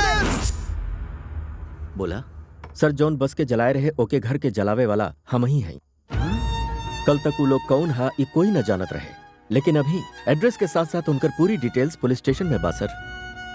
वो लोग पॉलिटिकल पार्टी से पैसा खाए वाला देशद्रोही लोग हा। जब रउआ उनके सजा दी है तब अपन देश में सुधार आई। जे जिम्मेदार न बा ओके देश में रह के अधिकार न बा सर। तोरे आँख में देश खातिर कुछ कर गुजरे के आग देखत हई। आज हमार देश के ऐसे ही आग की जरूरत बा। खुद के घर की रक्षा करे के लिए हर एक पुलिस स्टेशन में कंप्लेन करे वालन के तुरंत नॉन बेलेबल वारंट के साथ अरेस्ट करे के आदेश हाई कोर्ट के मुख्य जज राजेंद्र प्रसाद जी दिए हैं। देशद्रोही के रक्षा करे के मतलब खुद देशद्रोही बनब बा, ऐसा उनकर कहना बा।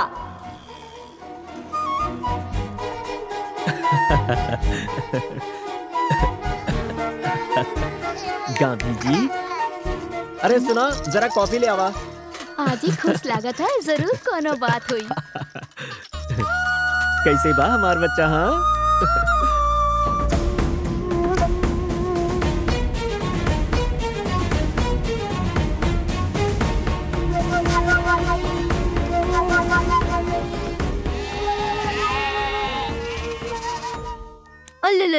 वो बात ना है चाची, सुबह सुबह उठ के इतना सारा घर में काम करके आत हो, अभी अभी काम करेगी तो थक जाएगी रउआ।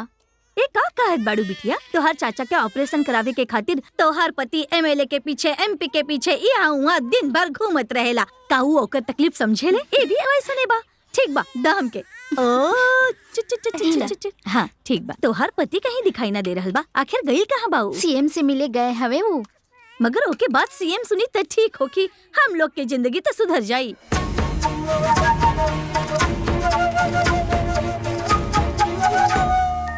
एक बात बतावा बेटी, तोहर पति सुबह सुबह जनता के सेवा खातिर तोके घर में अकेला छोड़ के हर रोज यूं ही बाहर चल जात बा। हम कैसन आदमी से शादी कैले बानी, ऐसन तोके ना लागेला का?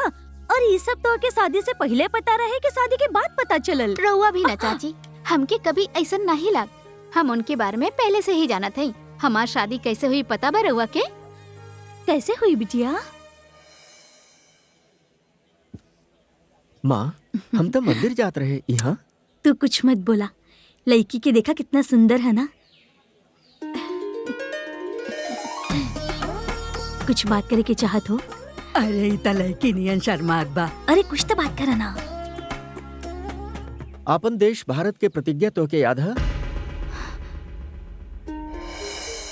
भारत हम लोग के देश है, हम सब भारतवासी भाई बहन के तरह हैं। हम लोग के अपन देश प्राण से भी प्यारा है। हमार भारत देश के समृद्धि और विधि संस्कृति पे हम सब भारतवासी के गर्व बा। हम देश के एक अच्छा नागरिक बने के प्रयत्न करत रहा जाई।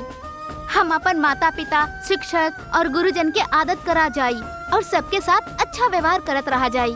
हम अपन देश और सारा देशवासी के प्रति वफादार बने के प्रतिज्ञा करत हैं। उनके कल्याण और समृद्धि में ही हम लोग के सुख निहित था।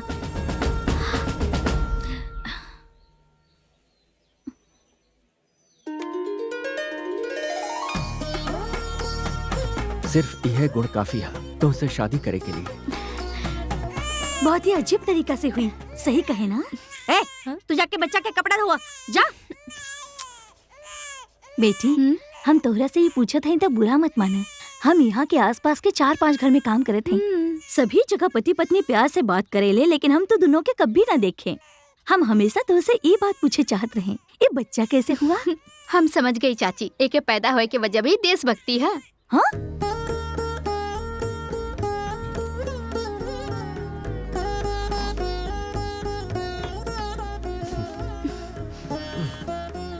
तो इनके काहे देखत रहा था?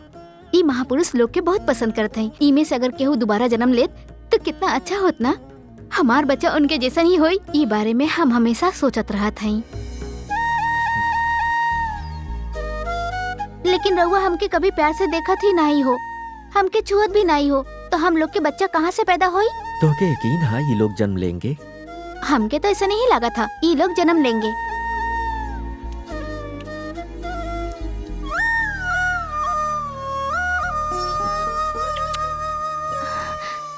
ऐसे जन्म हुआ ही गांधी जी के। ये भी गांधी जी जैसन महान आदमी बनी। पता ना तो हर पति का बाई ओके अभी तक सत्या के अपने पास ही रख ले। रहे द चाची, हमके तो एक ही आदत था। रहुआ जा, चाचा जी इंतजार करत होंगे। ठीक है, संभाल के रहू। हाँ ठीक है। हाँ सर, जिला यूथ के अध्यक्ष आए हैं, वेट करत हैं। अरे कल ओपनिंग के बाद मिला बोल दो के। सर, आसपास के फैक्ट्री ओनर्स रहुआ से मिले चाहत, कुछ पावर प्रॉब्लम के बारे में बात करे। हर केहू प्रॉब्लम पावर के ही बा, हमके ना बाका पावर के प्रॉब्लम। जाना तो अपोजिशन पार्टी इस समय का रणनीति बनावतिया, वो हमार कुर्सी हथियावे चाहता। हाँ भेज दे थी सर, मगर कोनो शिव कुमार आए बा, अपन एमएलए लोग के कोनो एक्स पार्टी वाला खरीद रहा बा, उही के बारे में बात करेला आइल बा। अरे जल्दी बुलाओ के। नमस्ते सर। ऐसन कौन से पार्टी बा जौन के हमार पास एमएलए लोग के खरीदे के दम बा? सॉरी सर, हम झूठ बोले हैं। सच कह के हम रउआ से 4 साल से मिले के कोशिश कर रहा हैं, लेकिन ना ही मिल पाए और झूठ का सहारा लिए तब 30 सेकंड में रउआ सामने हैं। होश संभाले के बाद 5 सरकार बदल चुकी है सर। ई बीच 5 सीएम, 300 मिनिस्टर, हजारों एमएलए और भी बहुत लोग बदले हा। इनके टाइम में महंगाई बढ़ी, करप्शन बढ़ा है, साथ ही साथ इनकर दौलत बढ़ी है, स्विस बैंक में अकाउंट ओपन हुआ है, मगर जनता के हालत न बदली सर।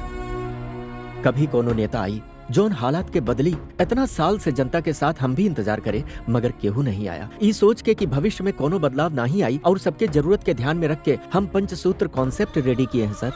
और का बाऊ? नंबर 1, सिटीजन्स के 100% वोटिंग। इम्पॉसिबल।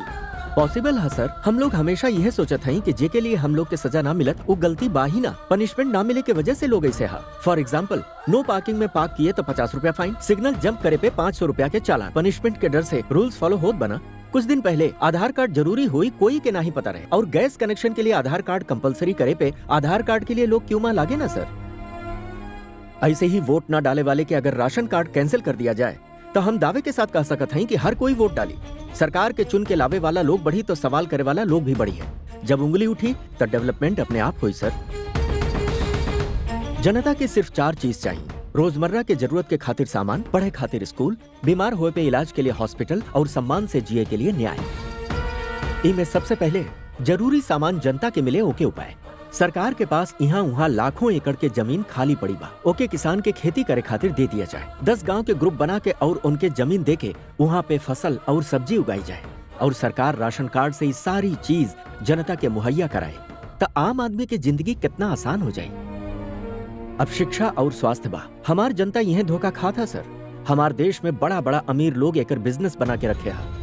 LKG में एडमिशन खातिर लाखों रुपया डोनेशन मांगे वाले स्कूल और एक छोट सा मेडिकल टेस्ट के लिए हजारों रुपया वसूले वाले कॉर्पोरेट हॉस्पिटल के बंद करे के हुई सर। सरकार के कम खर्च में ये सारी सुविधा जनता के देवे हुई सर। जौन लाभ सरकार के मिले के चाहिए अगर वो प्राइवेट संस्थान के जा था तो देश के दुर्भाग्य है। सरकार के फैसला लेवे के चाहिए कि काम के अधिकार वो प्राइवेट संस्थान के देवे ही नहीं। अगर कहीं कुछ गलत होत बात जनता के पूछे के हक होवे के चाहिए, और ओके लिए जैसे विधानसभा और संसद में लाइव दिखावा जाता वैसे ही हर पुलिस स्टेशन और सरकारी ऑफिस में CCTV कैमरा लगावे के चाहिए। वो फुटेज देखे के बाद सच्चाई पता लगावे में आसानी हुई। इसी व्यवस्था से ना ही तो जनता के समय बर्बाद हुई और ना ही रवा के परेशानी। यह बसर हमार पंचसूत्र एके अमल में लावे के लिए हजारों करोड़ के बजट या बड़े बैंक से लोन लेवे की जरूरत ना है। हम लोग के जरूरत बात बस एक अच्छी सोच के। हम लोग के देश में अगर हर कोई जिम्मेदारी से रही और आनंद से जी तो सारी दुनिया में हम लोग के भारत महान कहलाई सर। हाँ ठीक है 10 मिनट बाहर बैठ जा, हम तो से डिटेल में बात करो। ओके सर।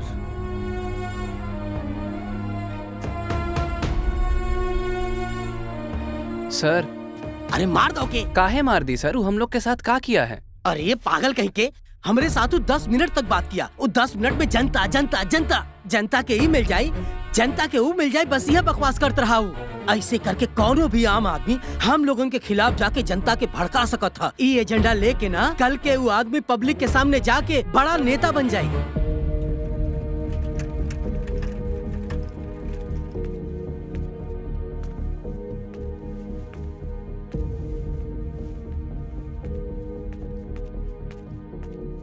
मंत्री जी से मिल आए? हाँ हो गए। क्या कहे? हम उनके सामने बोलत रहे, लेकिन हमार बात से जनता के सच में लाभ हुई ऐसन कोनो खुशी के चमक हमके उनके आंख में दिखाई नहीं दिया। यही लिए हम लौट आए। चलो उठाओ, इधर दो, जल्दी जल्दी।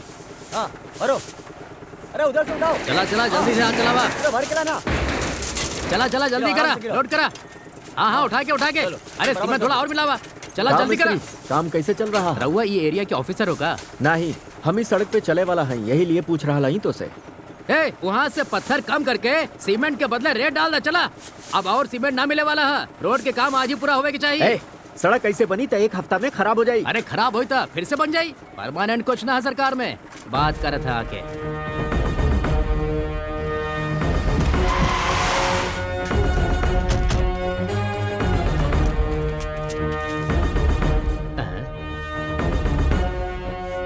सर, इस सीसी रोड में सीमेंट से ज्यादातर रेत मिला है सर। Then stop the work immediately and take charge.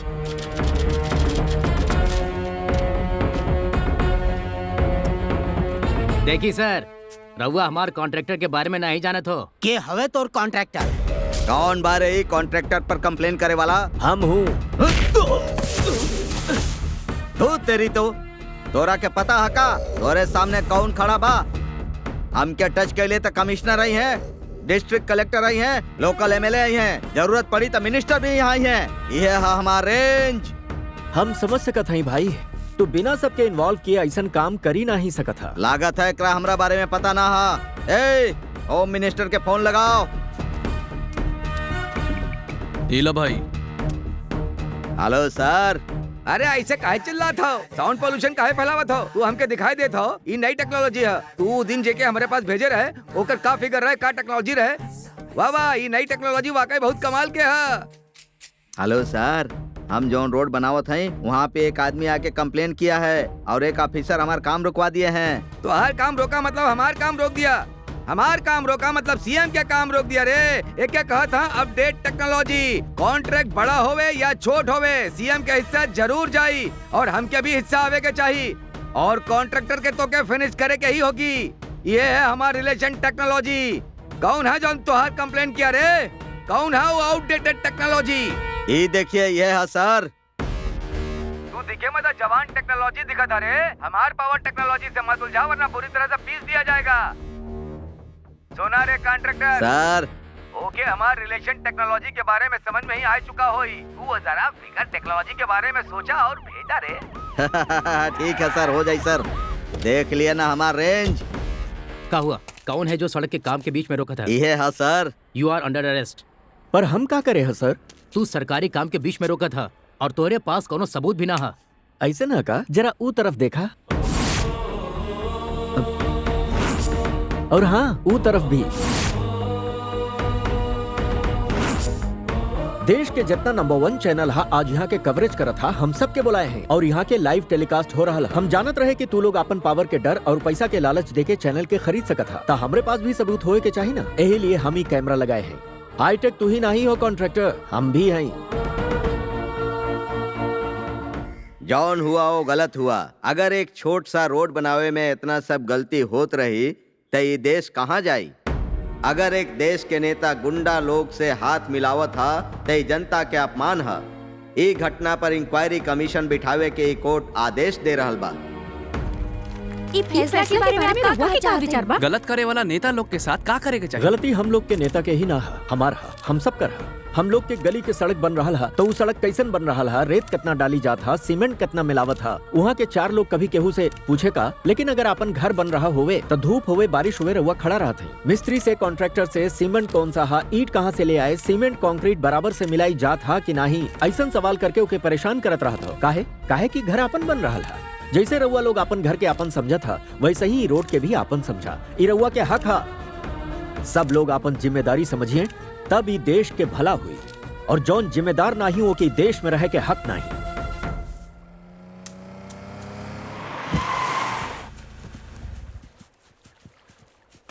सर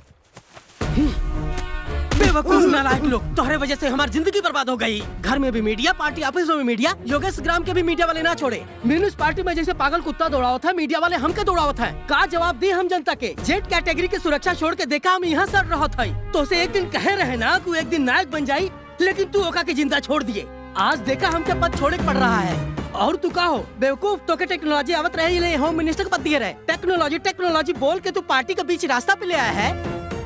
देख लिए ना तू अपन टेक्नोलॉजी, टीवी में, फेसबुक में, यूट्यूब में, ट्विटर में, व्हाट्सएप में, सारे सोशल नेटवर्क में लाइक करा, पोस्ट करा, शेयर करा। ये ओकरा हीरो बनने से ना है, हमनी की गलती की वजह से है। कुछ नई टेक्नोलॉजी लगाऊंगा नहीं, तो हार्ड टेक्नोलॉजी ना चाहिए हमके। जा मीडिया के पास जा, जनता से बोला जौन कुछ हुआ है उसमें सीएम और ओकर पार्टी के कोनो संबंध नहीं है। मीडिया से कहा हमारा पर्सनल मैटर रहा और अपन इस्तीफा दा। सर अब कुछ मत बोला, जौन हम कहे वह करा। हमरे जैसे राजनेता के लिए टेक्नोलॉजी जरूरी ना, टेक्निक जरूरी है। जा यहाँ से। तो हर वजह से हमारे पिताजी की कुर्सी चली गई। तो कहता है अरे बेटा, तो क्या पता हमारी कुर्सी ई टेक्नोलॉजी की वजह से नहीं गई है, वो देशभक्ति के टेक्नोलॉजी की वजह से गई है। एक छोड़ दा।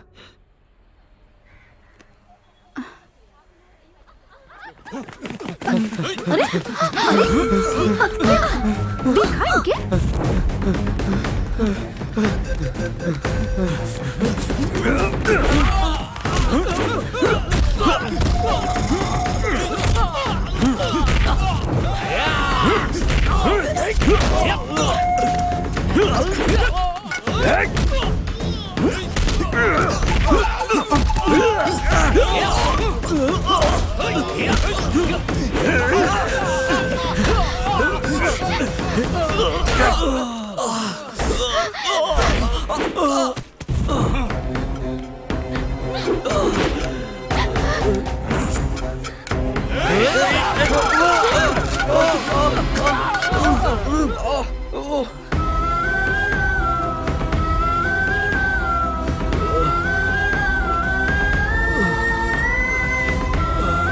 पकड़ा एक आगे, चलो।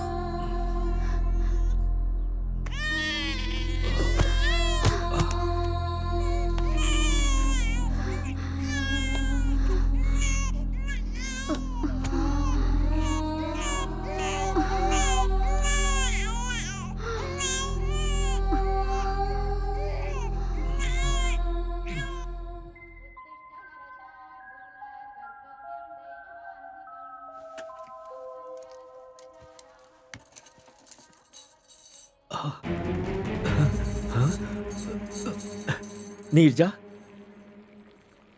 नीरजा, ई कहा? चाहत है कि हमार गला में मंगलसूत्र बंधा रहे तो रउआ ई तरह से बंधा रहा भी सही है। नीरजा लेकिन नहीं, हम रउआ के हाथ जोड़ रहा है, हमसे कुछ मत कही। सोसाइटी, संघ, समाज और उनकर सेवा ये सब काहे चाहत है रउआ? हमके ई सबके जरूरत नहीं, हमरे लिए हमार घर ही जरूरी है। कल रउआ के रोड पे मारत रहे थे, केहू आए रउआ के बचावे खातिर?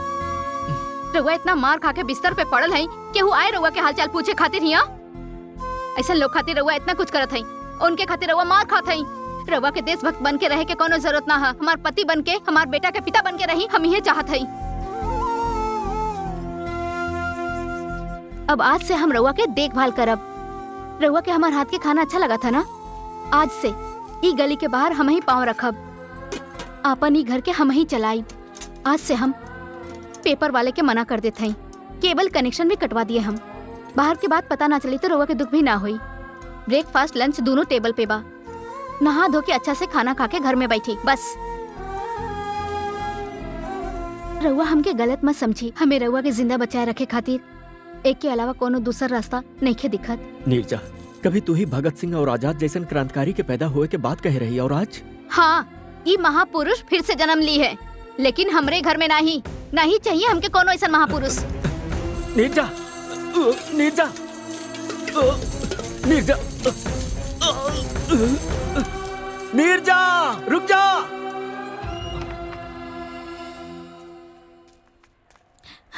बेटी, बेटी, सुना बेटी, इतनी जल्दबाजी में कहाँ जात हो? घर बंद कर दियो, ऑटो में बैठा हो, पति घर में नहीं है। अंदर बड़े। हाँ? अंदर है, फिर भी ताला लगा दी। रउआ काहे आई हो चाची? तू ऐसन बातें काहे करत हो बेटी? तू आज कोनो ऑफिसर से बात करे वाला रहा और तोहर चाचा के हॉस्पिटल में भर्ती करावे वाला रहा। उ ना आई है। रउआ लोग अपन मुसीबत लेके हमरे घर मत आवा करा। बस ये कोनो समाज सेवी के घर आ, ऐसन बोर्ड टंगा हा का? अगर रउआ के चीनी चाहिए तो कटोरी लेके आवा, अगर रउआ के चाय चाहिए तो गिलास लेके आवा। एक के अलावा मदद मांग के हमके परेशान मत करा चाची।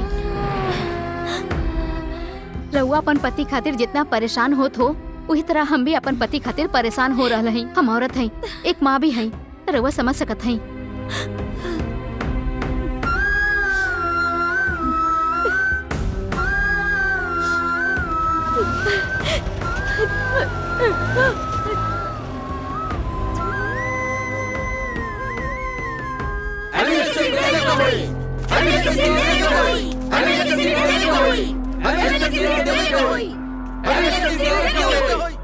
सर वो लड़की आ गई। अच्छा तू आ गई, आओ आओ आओ। सर रउआ पैसा देवे वाले रहे। बिल्कुल देव। देखा ये सब खत्म होवे में आधा घंटा लागी। एक के बाद तुहार पैसा हम तोरा के दे दे। ठीक है चला इनके बोले एमएलए की सीट दे के होई, एमएलए की सीट दे के होई, हरिश्चंद्र राव जी के एमएलए की सीट दे के होई, हरिश्चंद्र राव जी के एमएलए की सीट दे के होई, हरिश्चंद्र राव जी के एमएलए की सीट दे के होई, हरिश्चंद्र राव जी के एमएलए की सीट दे के होई, हरिश्चंद्र राव जी के एमएलए की सीट दे के होई, हरिश्चंद्र राव जी के एमएलए की सीट दे के होई, हरिश्चंद्र राव जी के एमएलए की सीट दे के होई, हरिश्चंद्र राव जी के एमएलए की सीट दे के होई। भैया भैया हमरे साथ अन्याय भइले। भैया हमरे साथ धोखा भइले। भैया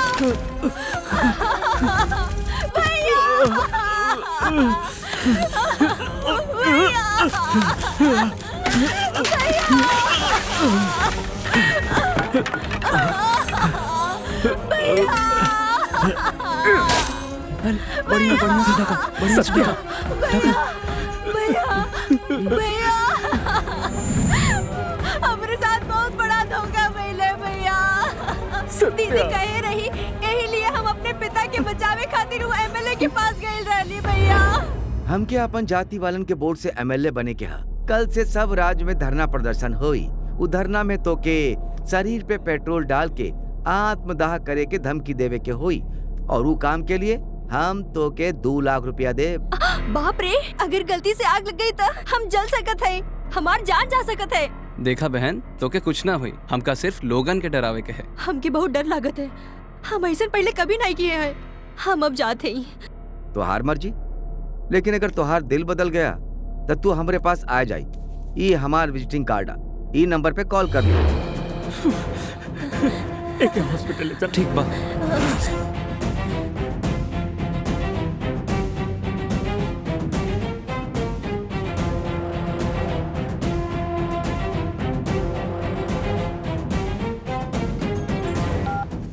हाँ बाबू हाँ, सारा इंतजाम हो चुका है। कल और 2 लोग आत्महत्या खातिर रेडी हो गए बाबू।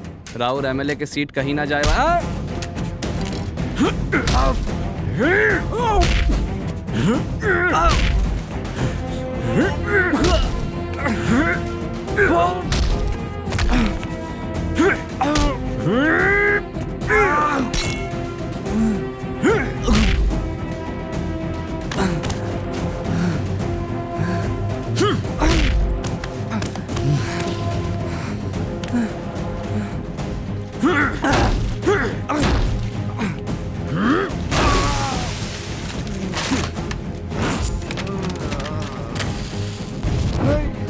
नहीं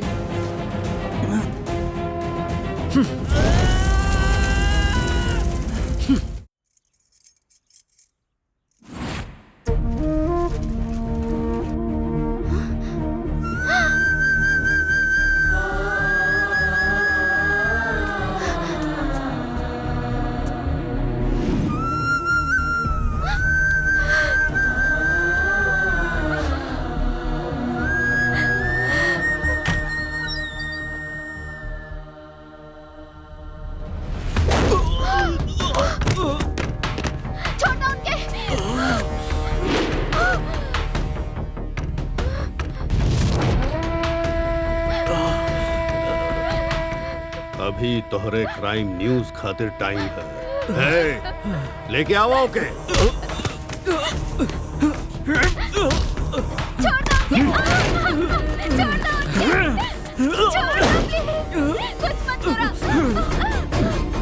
दरअसल बात ये है कि तुहार देशभक्ति सीएम के, होम मिनिस्टर के, एक्स पार्टी लीडर के अच्छा नहीं लागत। यही लिए ये केस हमें सौंपल गइल बा। अब तुहार फैसला हम करब। साहब यम के टाइम शुरू हो चुकल बा।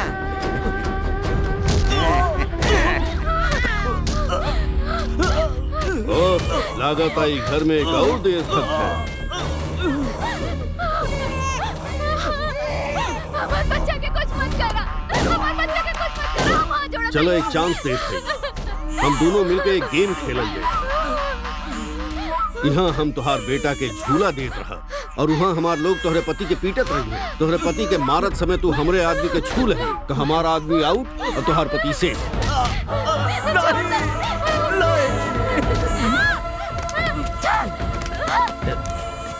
साहब यम का समय निकले वाला बा, लड़की जीत गई। तो जीते वाला के गिफ्ट देवे के चाहिए ना, अब देते हैं।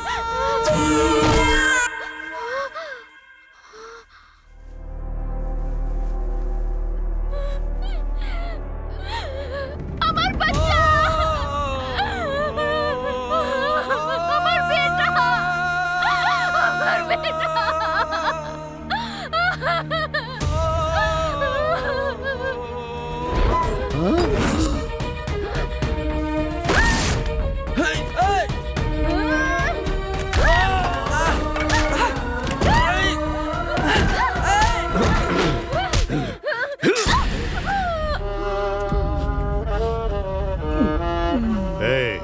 जहाँ भी अन्याय हुई वहाँ पहुँच जाएगा, उनके खिलाफ खड़ा हुई। एकर हाथ खोला, एकर का करे के बाद में देखल जाई।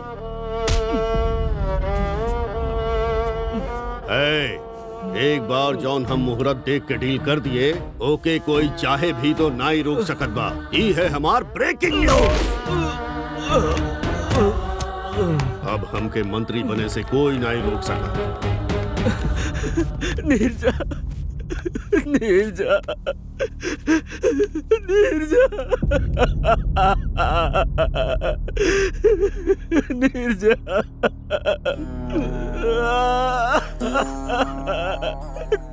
गांधी जी।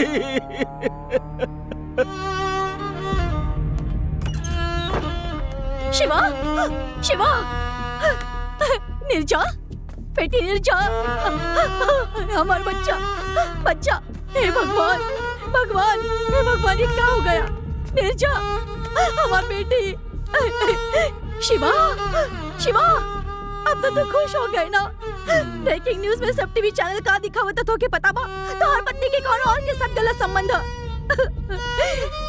ए बच्चा तो आना के और के हाँ। ये सब जाने के बाद तू अपन पत्नी और बच्चा के मार दिए शिवा। कहीं सच है? ये झूठ है, हम जानते हैं, तू जानत हो, पुलिस वाला जानत है, यहाँ रहे वाला सब जानत है। फिर भी तू ही मारे हो इनके, तो हर देशभक्ति की वजह से आज इनकी मौत हुई है। तो हर देशभक्ति कभी ना कभी हमके भी ये हालत में ला दे, इसलिए तो क्या अपन घर से निकाल दिए रहे। हम आज तक ये सोचते रहे कि हम जिद्दी लड़का के जन्म दिए हैं, मगर देशभक्ति में पागल एक लड़का के जन्म दिया है, ये आज पता चला हमके। अब इनके छुए के अधिकार तो के ना, ये लोग के हम ले जाते, ये लोग के अंतिम संस्कार हम नहीं कराब।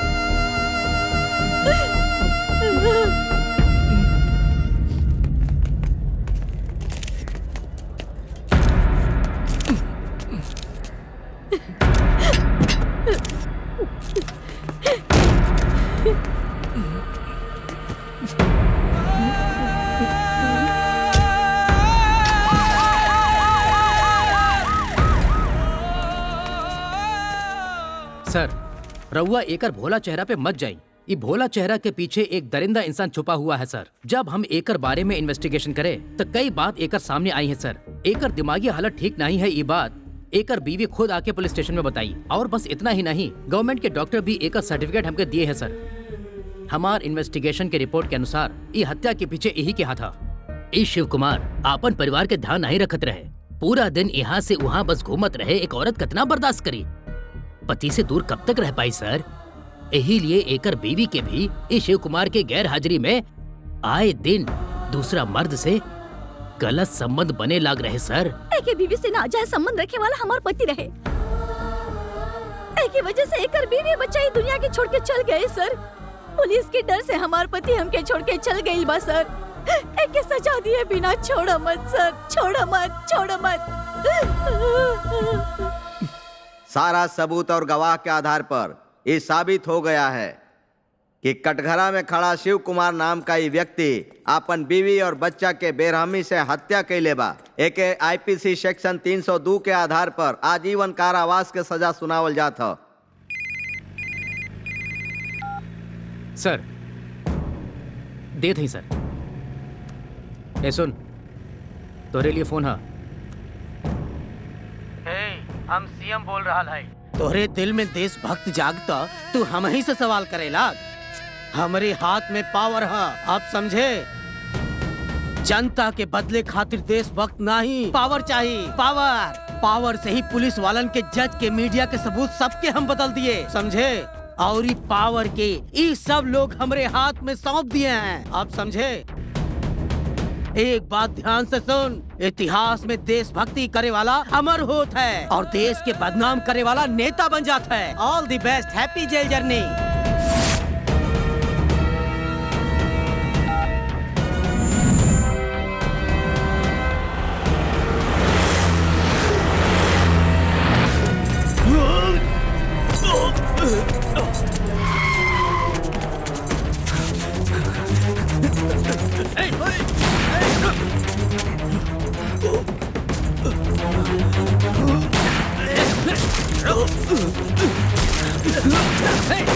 कहाँ भागी गई तू?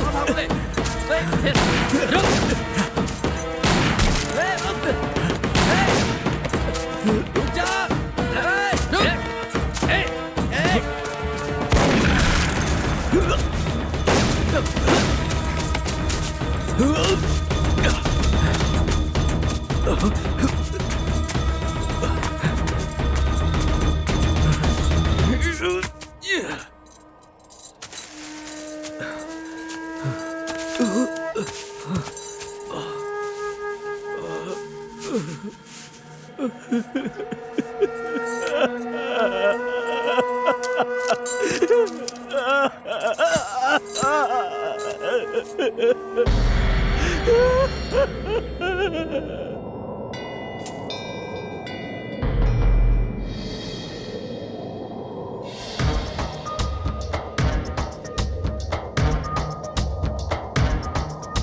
कणं कणं अदेहनं क्षणं क्षणं निरूपणं इदे कदा निदर्शनम् अखण्ड शक्ति दर्शनम् कदं कदं भयावहं पदं पदं दावानलं समस्त शत्रुभञ्जनम् अखण्ड शक्ति दर्शनम् स्थितिलया समन्वितम् अहं वशम् अहर्निशं लोकशोकनाशनम् अखण्ड शक्ति दर्शनम् सकुङ्कुमा विलेपनम् अमोघमे अलङ्कृतं देहमे रदेवलम् अखण्ड शक्ति दर्शनम् दुर्गमं दुर्जयं जयं जयम् अर्धनारी अर्धनारी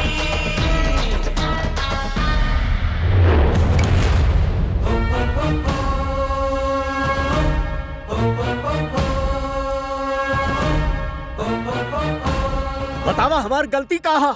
जनता के भलाई करे खातिर नेता लोग से सवाल करब, उनकर सामना करब गलत था। गलती तो ये लोग किए बा। हम तो अपन देश से प्रेम कैले हैं और यही लिए हम सब देशद्रोही के अपने हाथ से मार दिए। एकरे सिवा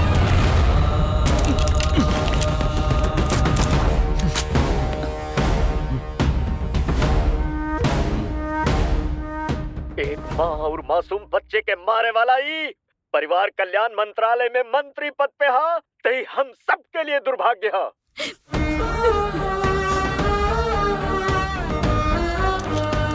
अगर पुलिस ऑफिसर सही ढंग से काम न करी तो एक कलेक्टर भी नहीं करी। अगर एक लॉयर में सच्चाई ना रही तो गवर्नमेंट ऑफिसर भी सच्चा ना होई। इस देश में फैला करप्शन के सिर्फ एक के वजह है, ऐसन गद्दार राजनेता लोग के करप्ट होना। पेपर खरीद लिया जाता है, चैनल खरीद लिया जाता है, का सच है का झूठ एकर पता देश के जनता के चलत ही नहीं। अरे भारत माता अपन भलाई खातिर 5 साल में एक बार सबके मौका देता, वो कहा पता बा? इलेक्शंस। लेकिन वो मौका भी व्यापार बन चुका है, लाखों करोड़ों रुपया के व्यापार। और एक वजह क्या हुआ और नहीं, हम हैं। हम सब लोग हैं।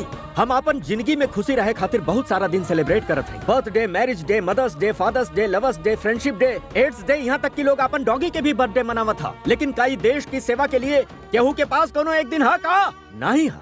काहे काहे नहीं हा?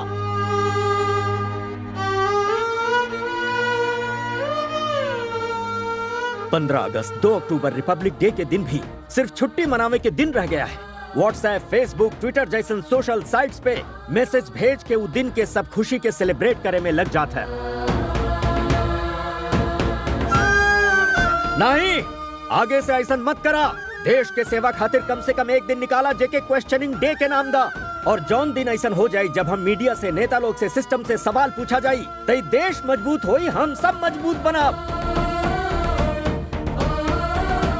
अरे कब तक बेचत रहा बा? धर्म के लिए, पद के लिए, पॉलिसी के लिए, साड़ी के लिए, नोट के लिए, बियर और बिरयानी के लिए अपन कीमती वोट के ये धंधा बंद करा।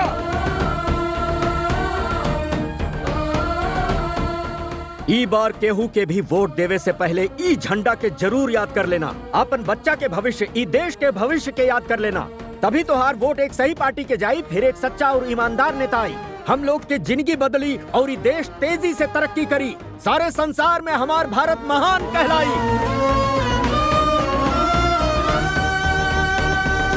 एक बात और सुन ला, वोट तोहार हक हा। अगर ये वोट के जिम्मेदारी से नहीं डाले तब भारत देश में ही नहीं, इस धरती पे जिए के कोनो हक नहीं। जय हिंद।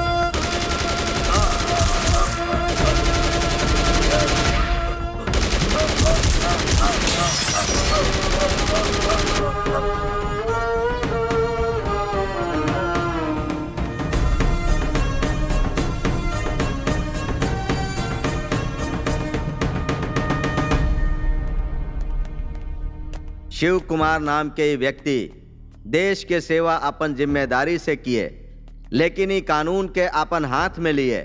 काहे कि कानून के हाथ में लेना गुनाह है, यही लिए इनके दी जाए वाली फांसी के सजा बरकरार रही।